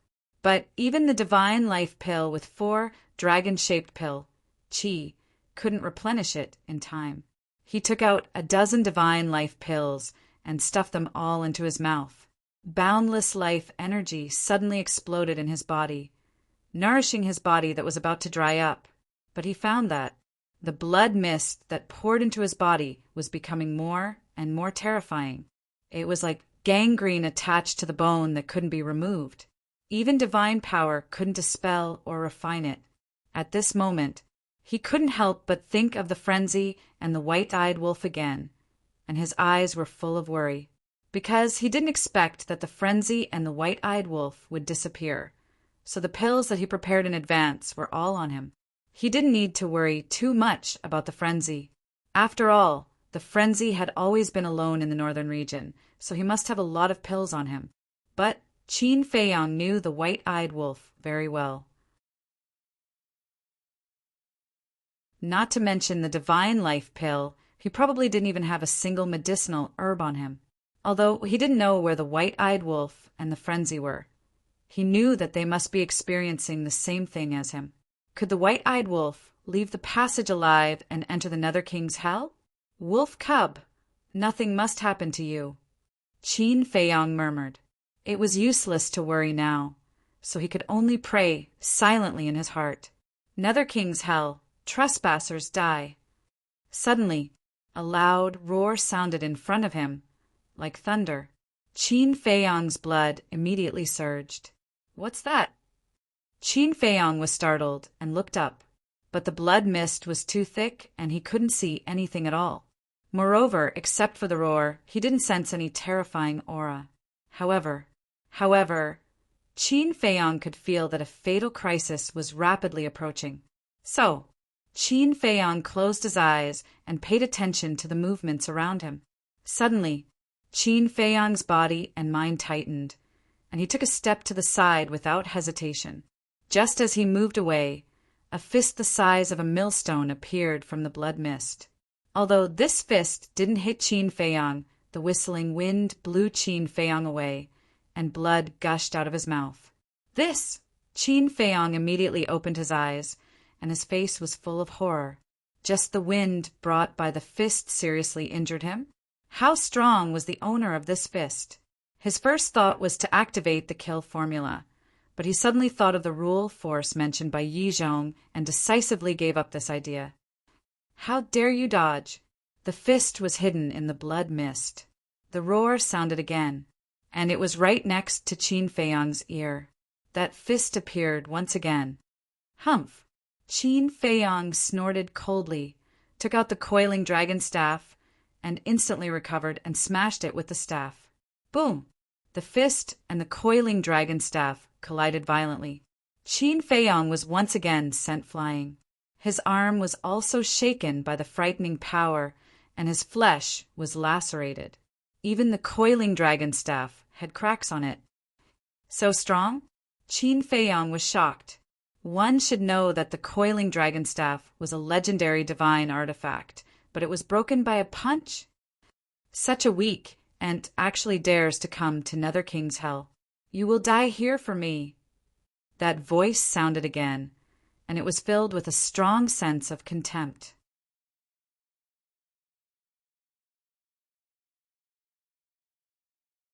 Chapter 2574. The mysterious enemy once again tried to kill Qin Feiyang.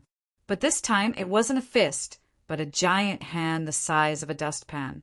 Those 5 fingers were like iron rods, fiercely swinging at Qin Feiyang. Boom! Qin Feiyang was sent flying on the spot, blood gushing out of his body. The coiling dragon staff was also torn to pieces. After Qin Feiyang stabilized his body, he quickly put away the coiling dragon staff, took out dozens of life divine pills, and stuffed them into his mouth. Not dead. The mysterious enemy was surprised, his voice drifting. Qin Feiyang glanced at the blood mist around and shouted, "Come out if you have the ability, don't hide! You are not qualified to see my real face. This time you will die without a doubt." The mysterious enemy was extremely disdainful. A terrifying divine power, like a tide, broke through the layers of blood mist and surged towards Qin Feiyang. "Do you really think I am made of mud?"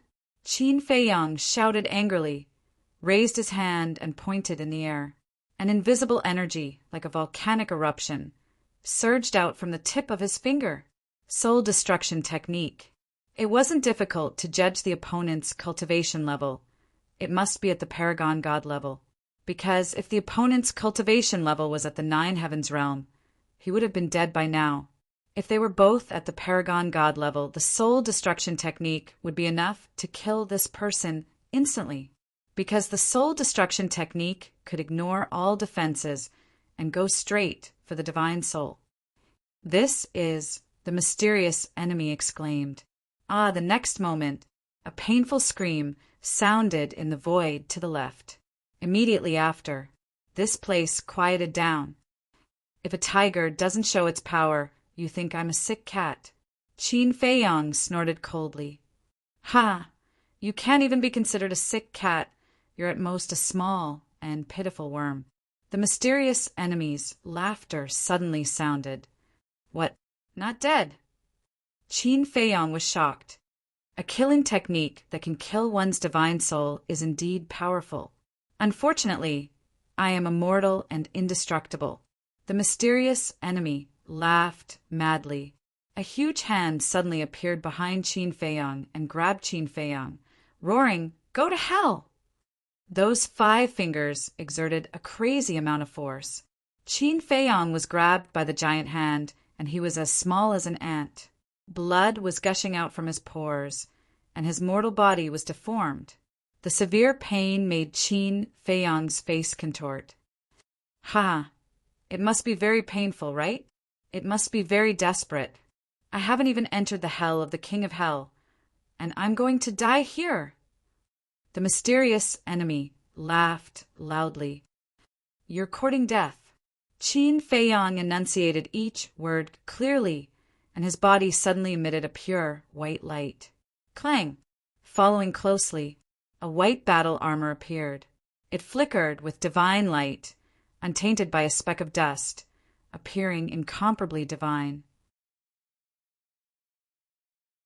Sovereign tier divine art, heavenly deity armor. As soon as the heavenly deity armor appeared, the pain on Qin Feiyang's face disappeared. In the next moment, a wave of fire and thunder roared out, and a destructive aura enveloped all directions. Sovereign tier divine art, fire thunder divine art. What? Sovereign tier divine art. The mysterious enemy was shocked. Fire, thunder, divine art, fully activate. Qin Feiyong roared. Boom! Kacha! Chi-chi! A huge pool of lightning rose into the sky, and the fiery red power of thunder and lightning enveloped all directions. Ah! The mysterious enemy screamed again. The giant hand that grabbed Qin Feiyong also quickly let go and retracted back into the blood mist. But this time, Qin Feiyong clearly captured the position of the mysterious enemy. With a wave of his hand, the pool of lightning immediately turned into a torrent, surging towards the mysterious enemy. We will meet again. Next time, you won't be so lucky. Haha. After a presumptuous laugh, the mysterious enemy finally disappeared, and everything slowly returned to normal. However, Qin Feiyong wasn't happy at all. We will meet again next time? That meant that this person was not dead. It was too strange that he was not dead. Wait. Suddenly, Qin Feiyong's eyes had a trace of surprise. He did not notice it before, but now that the crisis was over, he immediately realized that the voice of this mysterious enemy seemed to be somewhat familiar. He seemed to have seen it before, but for a moment he could not find any relevant information in his memory. He should have seen it many years ago, but that was not right. Many years ago he was either in Great Qin Forgotten Continent or in the miracle. Wait, it was a miracle. He seemed to have heard this voice in the miracle. It was Fire Dragon. Qin Feiyong's eyes suddenly trembled. That's right, it was the Fire Dragon's voice. That was the Fire Dragon who guarded the entrance to the Black Tortoise World and killed the Fire Python's father. Wait a minute. Qin Feiyong clearly remembered that this Fire Dragon had gone to the 3rd level of the miracle. But why would he appear in the hell of the Nether King? Could it be that it was just their voices that were similar, and it was not the Fire Dragon? But similar, it could not be to this extent. The voice of the mysterious enemy and the Fire Dragon were exactly the same. What was going on? Could it be that this hell of the Nether King was the 3rd level of the miracle? Was that really the case? Qin Feiyong was very surprised. To be honest, he really hoped that was the case, because this way he could enter the 3rd level of the miracle and find the inner demons and big cousin. Before seeing their corpses, he was not willing to believe that they were really dead. Even if they were really dead, he would find their corpses and send them back to their homeland. Hell of the Nether King, the 3rd level of the miracle. Don't let me down, Qin Feiyong muttered. From the previous situation, the Fire Dragon did not recognize him. After all, he was Li Bu'er now, and he did not use the previous divine arts, such as the Guiyuan sword technique, the ruins of En technique, or the eclipse of sun and moon. The next time they met, the Fire Dragon must die, because he had promised the Fire Python that he would help kill the Fire Dragon. Next, Qin Feiyong did not encounter any more danger, but the horror of the blood mist also made him very anxious. His vitality, blood, and divine power were all being crazily devoured by the blood mist. Even his divine soul gradually began to be threatened. His divine soul had been protected by the soul-stabilizing pearl. The only function of the soul-stabilizing pearl was to protect the divine soul. At first, under the protection of the soul-stabilizing pearl, the blood mist could not get close to the divine soul. But slowly, as the blood mist in the sea of consciousness increased, the soul-stabilizing pearl gradually began to become more and more strenuous. At this rate, the soul-stabilizing pearl's defense would be destroyed by the blood mist sooner or later. How long will it take to enter the hell of the Nether King? Qin Feiyong frowned, constantly taking life pills to replenish his blood and vitality. And he also began to take divine power pills to replenish his divine power. He was also very glad. Fortunately, he had the foresight to refine a large number of pills in advance. Otherwise, he would definitely be finished now. In the beginning, he had refined more than 100,000 life pills, plus other pills. He estimated that there would be at least 200,000 pills. Before the hell of the Nether King opened, he refined another batch of pills. Now, he had at least 500,000 pills on him. Most of them were life pills, followed by divine power pills. The reason why there were fewer divine power pills was because divine crystals could also replenish divine power. For example, Qin Feiyang had refined thousands of heavenly dust pills. In short, in order to survive in the hell of the Nether King, he had made comprehensive preparations. It was just that the madman and the white-eyed wolf, he was now more and more worried. Before entering the hell of the Nether King, he should have given the madman and the white-eyed wolf some pills. The irritation in his heart appeared again. He couldn't suppress it. But at this moment, Qin Feiyang was suddenly taken aback. There seemed to be a wind. He closed his eyes, and after careful observation, he found that there was indeed a wind blowing. It was just that this wind was very weak. If he didn't sense it carefully, he wouldn't have noticed it. Immediately, he opened his eyes, and a trace of joy crept into his eyes. Since there was wind, it meant that the exit was not far away. His body automatically shuttled through the passage. As time passed little by little, the wind became stronger and stronger, blowing his clothes and hair into a mess. About 10 breaths passed. The blood mist in front of him began to gradually fade. As the blood mist became thinner and thinner, Qin Feiyang finally saw a light spot in front of him. "Is that the exit?" Qin Feiyang murmured. Now that there was a light spot, he could clearly see that his body was shuttling toward the light spot at lightning speed. The light spot was getting bigger and bigger, and slowly became clearer. It was a huge circle of light, like a full moon, exuding the aura of the saint god. Through the circle of light, one could already vaguely see the scenery outside. Outside the circle of light, there was a vast land which seemed a little dim. The void also seemed to be filled with wisps of blood mist, and there were mountains, water, and also grass and trees. But now, what Qin Feiyang could see was only the tip of the iceberg. Boom! Seeing that the exit was getting closer and closer, at this moment, a terrifying aura suddenly emerged. Qin Feiyang thought it was an enemy, and immediately instinctively glanced around. But in the end, he found that the aura came from outside the circle of light. He raised his head and stared outside the circle of light. Suddenly, a behemoth appeared in his line of sight. It was actually a giant that was more than 10 meters tall, and it looked exactly like a human. It had a nose, eyes, mouth, and limbs. It looked like a middle-aged man. His body was extremely tall and sturdy. His upper body was exposed, and his muscles were filled with an explosive divine power. His 2 eyes were as big as millstones. But the strange thing was that his 2 eyes seemed to be condensed out of blood, like 2 blood moons, and the aura it exuded was extremely terrifying. There are indigenous people in hell. Looking at the blood-eyed giant, Qin Feiyang couldn't help but feel a chill in his heart. This head was too big, wasn't it? Judging from the aura that the blood-eyed giant exuded, it was at least a half step to the 9th heaven state. Boom! Crack! The blood-eyed giant came closer and closer, step by step on the ground. Every step it took, the mountains and rivers would collapse, as if there was an earthquake. Wait. Qin Feiyang gradually realized that the blood-eyed giant seemed to be coming for the circle of light. This was because the blood-eyed giant's gaze was fixed on the circle of light, and its large blood-red eyes were filled with curiosity.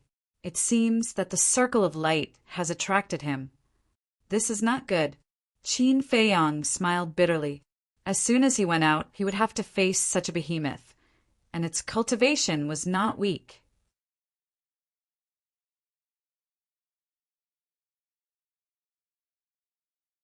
Chapter 2575. The blood-eyed giant stopped in front of the light circle and looked at it suspiciously.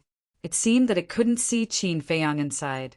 Suddenly, the blood-eyed giant raised its hand, which was bigger than a dustpan, and approached the light circle. At this moment, Qin Feiyang was also approaching the light circle. Seeing the giant hand, his expression changed slightly, and he instinctively wanted to stop. But His body was moving automatically, and he couldn't control it at all. If he was caught by the blood-eyed giant, he might be crushed into minced meat. Boom! Qin Feiyang released his divine power and was about to attack. But at this moment, the light circle suddenly emitted a dazzling divine light. The blood-eyed giant's hand was blocked outside. Moreover, a strong, rebounding force appeared and sent the blood-eyed giant flying. With a loud bang, the blood-eyed giant smashed into the ground in the distance. A mountain collapsed and the ground shattered. Roar! The blood-eyed giant got up and let out a beast-like roar. It raised its huge fist and punched the light circle. I can't be that unlucky. At this moment, Qin Feiyang had already arrived in front of the light circle and was about to leave. He was complaining in his heart. If he went out now, wouldn't he have to take this punch? But his body wasn't under his control. Phew! Qin Feiyang took a deep breath. Since he couldn't avoid it, then he would fight it head-on. Boom! He decisively activated the Wisdom King Golden Body. The moment he activated the Wisdom King Golden Body, his body left the light circle. The blood-eyed giant's fist was about to hit him. With a loud bang, the fist landed on Qin Feiyang's body. But with the Wisdom King Golden Body, he wasn't injured at all. Qin Feiyang hurriedly retreated. He looked at the light circle in the sky and saw that it was disappearing quickly. The blood-eyed giant was also stunned. Why did it seem that a small thing appeared?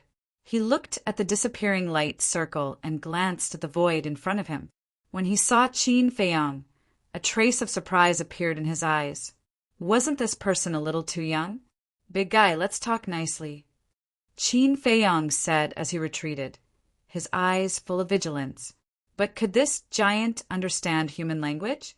Hearing Qin Feiyang's words, the blood-eyed giant was stunned. Then, it looked at Qin Feiyang with anger in its eyes. Roar! Suddenly, the blood-eyed giant thumped its chest and stomped its feet as it roared towards the sky. It then raised its giant hand and slapped towards Qin Feiyang. What's the situation? Qin Feiyang was taken aback for a moment. Then he quickly teleported away. Judging from its aura, this big fellow was indeed a half-step into the ninth heaven realm. In a situation where he was unable to activate the 6-word divine formula, he did not dare to risk his life against this fellow. First of all, no matter how powerful a supreme grey divine art was, it would not be able to break through the barrier of a major realm. Even if he could defeat the blood-eyed giant, he would be severely injured. Secondly, he knew nothing about this place. Who knew if there were other blood-eyed giants nearby? Therefore, it was best to avoid it as much as possible. However, that blood-eyed giant followed closely behind, and its speed was faster than Qin Feiyang's. Every step it took shook the mountains as if there was an earthquake. The violent aura was earth-shattering. Mountains collapsed one after another, and huge footprints were left on the ground. Qin Feiyang's eyes flashed. Suddenly, a smile crept onto his face, but it instantly disappeared without a trace. He did not go to the ancient castle or the black tortoise world. Instead, he activated the concealment art. The blood-eyed giant was slightly taken aback as it scanned the void. Where was he? Gradually, a monstrous evil aura rose from its body. Damned shorty! Don't let me see you again! The blood-eyed giant roared. After destroying the nearby mountains, it turned around and disappeared into the horizon. In the distance, on a certain mountain peak, Qin Feiyang stood at the edge of the cliff and looked at the blood-eyed giant's back with lingering fear. This fellow was really terrifying. But this blood-eyed giant could actually speak the human language? Originally, he thought that since the blood-eyed giant was a native of the underworld king's hell, its words would definitely be different, and he definitely wouldn't understand.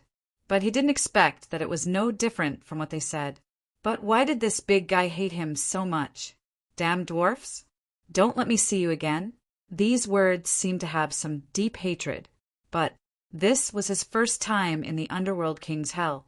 What deep hatred could he have with this blood-eyed giant? Forget it. Qin Feiyang shook his head. He would slowly understand it in the future. He began to curiously scan the world. This world was very strange. A blood-red sun hung in the sky.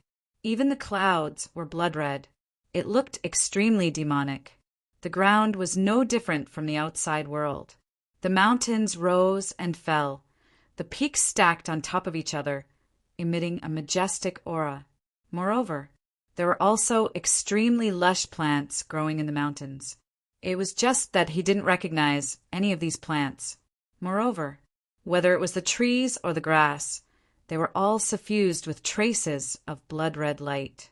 Qin Feiyang withdrew his gaze and looked at the surrounding mountain peaks. On the mountain peaks, there were many weeds and shrubs, all suffused with wisps of blood-red light. What's different about this? Qin Feiyang muttered, squatting on the ground, found a green foxtail grass and looked at it suspiciously. This green foxtail grass was actually not much different from the one outside.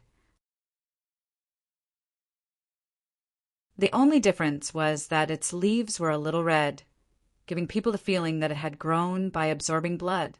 But suddenly, Qin Feiyang's eyes trembled. He actually felt as if something had drilled into his palm and surged into his body. What's going on? He hurriedly looked into his body and found that it was actually wisps of blood-red energy. This energy came from the green foxtail grass in his hand, and he also found that the blood-red energy emitted by the green foxtail grass was actually the same as the blood fog in the passage. It had the ability to rob blood, devour divine power, and erode the divine soul. Could it be? Qin Feiyang looked up at the blood-red sun in the sky. Could it be that all this had something to do with the sun? Suddenly, Qin Feiyang's body shook, and the dizziness in his mind came again. He hurriedly threw away the green foxtail grass in his hand, found a stone, and sat on it with his legs crossed. This dizziness was actually not caused by the green foxtail grass. The energy contained in the green foxtail grass was not enough to pose a threat to the divine soul.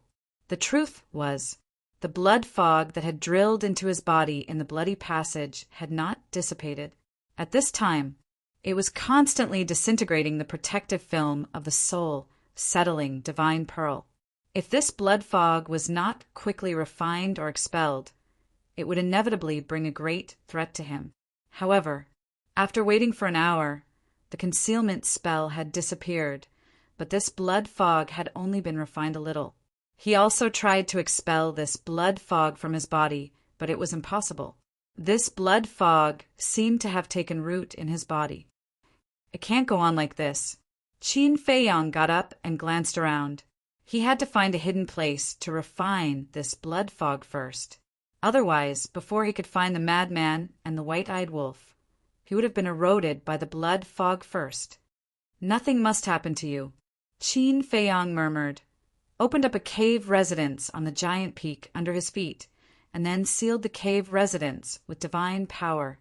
Then, he sat cross-legged in the cave residence, took out a life divine pill, and recovered the lost qi and blood while refining the blood fog in his body. What the hell is this place? At the same time, in the sky above a certain barren forest, a small golden wolf stood in the air and scanned its surroundings. Its face was filled with confusion. That's right, it was the white-eyed wolf. Die. Suddenly, a violent roar sounded. A giant rushed out of the barren forest below. It was also a blood-eyed giant, but different from the giant Qin Feiyang encountered, it was a woman. Her body was extremely burly. Her height was also more than 10 meters. She was wearing a black armor and had a fierce aura. Furthermore, her cultivation had reached the initial 9 heavens realm. The white-eyed wolf was startled, and he turned to look at the blood-eyed giant. What the hell is this? While the white-eyed wolf was still in a daze, the giant arrived. His fist, the size of a dustpan, smashed towards the white-eyed wolf like a meteor. The white-eyed wolf took a step back and dodged the fist. He raised his eyebrows and said, Hey, hey, hey, can you not fight as soon as you see me? After all, I'm a pacifist. You foreign bandits, you all deserve to die. The blood-eyed giant roared and spread out its 5 fingers. Its huge hand carried an ear-piercing sound of wind and thunder as it slapped towards the white-eyed wolf. Bandits? Foreign ones. The white-eyed wolf paused and asked, "So, you're a native of the underworld king's hell?" But the blood-eyed giant ignored him, and his blood-red eyes flashed fiercely like a beast's. "Looks like you're really a native of this place. I was worried that no one could answer my questions. You came at the right time." The white-eyed wolf grinned. Boom! A monstrous aura appeared. It was a half-step ninth heaven state after eating the yin-yang chaos pill. It successfully broke through 2 stages and stepped into the half-step ninth heaven state. Then, the white-eyed wolf raised his claw and slammed it at the blood-eyed giant. From afar, it looked like a small mosquito had collided with an elephant. But a shocking scene appeared. Although the blood-eyed giant's cultivation was 1 stage higher than the white-eyed wolf, the white-eyed wolf sent the blood-eyed giant flying with a single claw. How can this be? The blood-eyed giant kept retreating, his face filled with shock. "I'll give you a chance. Tell me everything, or I'll eat you alive." The ingrate walked towards the blood-eyed giant with a look of disdain on its face. At the same time, in the sky above a valley, a black-clothed youth was running for his life, his body covered in blood. This youth was Madman.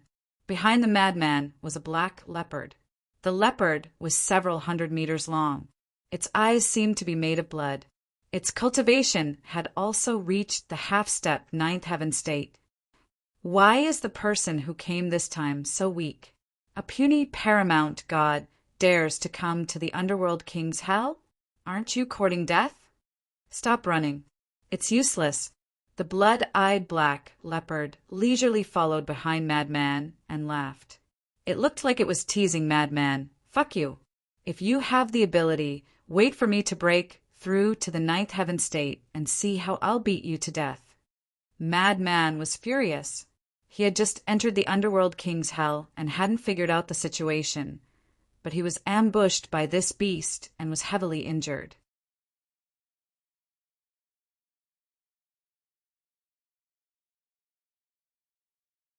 Chapter 2576. Wait until you reach the 9 heavens realm. Why don't you say wait until you reach the imperishable realm? The blood-eyed leopard sneered. Imperishable realm? The madman's heart shook as he said in surprise, "Is there an imperishable realm expert here?" "I was just joking. Did you really take it seriously? How can there be an imperishable realm expert in the Nether King Hell?" The blood-eyed leopard sneered. "Damn you, is there any point in playing with me?" The madman was instantly enraged as a wave of blood energy rolled out. In the blink of an eye, a blood-colored domain appeared and covered the entire area. Blood Demon Domain. The Blood Demon Domain could cause the opponent's cultivation to drop by 4 minor realms. However, the blood-eyed leopard's cultivation showed no signs of dropping at all. "What are you doing?" The blood-eyed leopard glanced at the Blood Demon Domain and looked suspiciously at the madman. The madman couldn't help but smile bitterly. As expected, no matter how powerful a deity technique was, as long as it wasn't at the heaven-defying level, it couldn't break through the barrier of major realms. Right now, he was a great success Paragon God and was just a little bit away from perfection Paragon God. But even so, the Blood Demon Domain was useless against a half-step 9 heavens realm blood-eyed leopard. How frustrating! If he could use a heaven-defying technique, a mere half-step imperishable realm beast could be killed with a wave of his hand. "Seems like that's all you've got. Boring, this emperor will reward you. Become this emperor's food." The blood-eyed leopard snarled and pounced at the madman. "This is the Nether King Hell?" The madman couldn't help but feel despair. "Beast eye."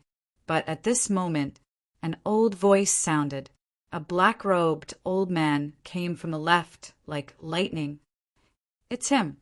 The madman turned around and was shocked. The black-robed old man came aggressively and slapped at the blood-eyed leopard. Roar! The blood-eyed leopard howled as blood splashed across the sky. Strong! The madman muttered. This black-robed old man was at the great perfection ninth heaven realm. The black-robed old man stopped and looked at the madman. You're the madman? Yes. Madman nodded and bowed. Greetings, Lord Ancestral Dragon. That was right. This black-robed old man was the ancestral dragon of the Black Dragon clan. Madman never expected that the first person he would meet in the Underworld King's hell would be Black Dragon Ancestral Gragon. Why are you running around? If I hadn't coincidentally met you, you would already be a corpse. Ancestral Dragon Black Dragon said furiously. What do you mean? Madman was stunned. Why was this old fellow concerned about him? All right, from now on you will follow me. With your level of cultivation, if no one protects you, you'll definitely die. After Ancestral Dragon Black Dragon finished speaking, he turned around and flew towards the west. Madman glanced at Black Dragon Ancestral Gragon's back and quickly chased after him. He asked suspiciously, How do you know me?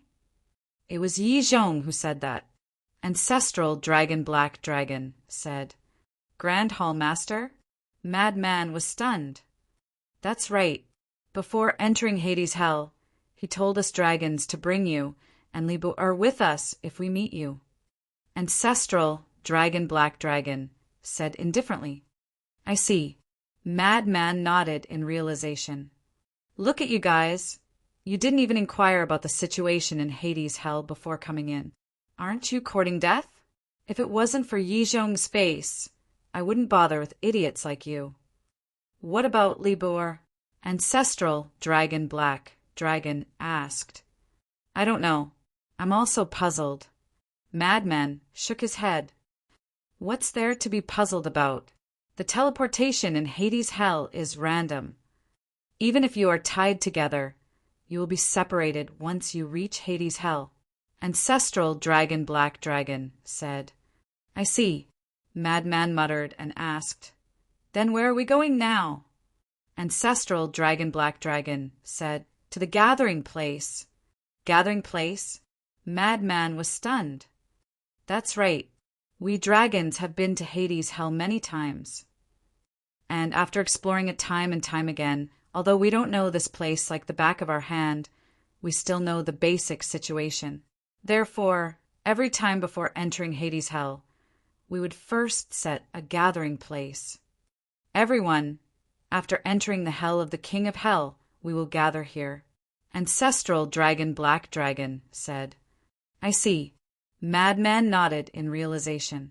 Ancestral Dragon Black Dragon glanced at him and said, Quickly refine the evil force in your body, otherwise it will corrode your soul sooner or later.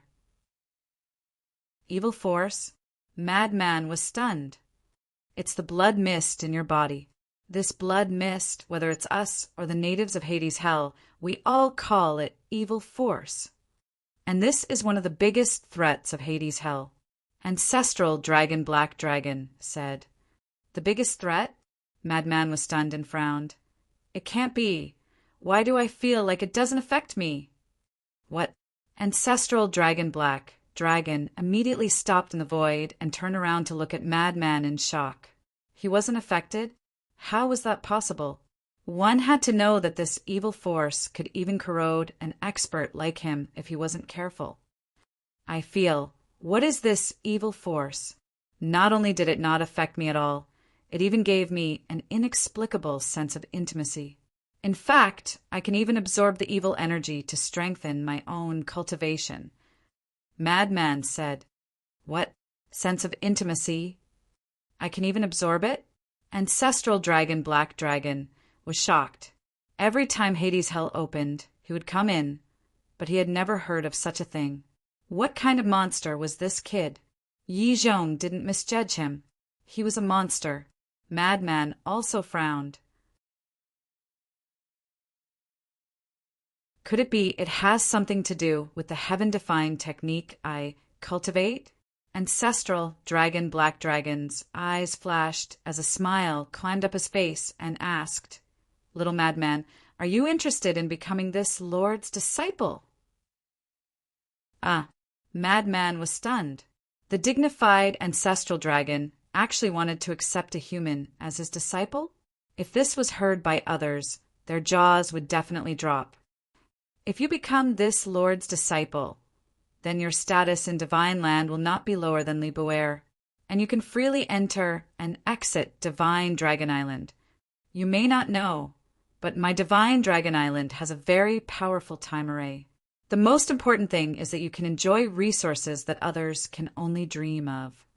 Ancestral Dragon Black Dragon said with a smile full of temptation, but Madman despised him in his heart.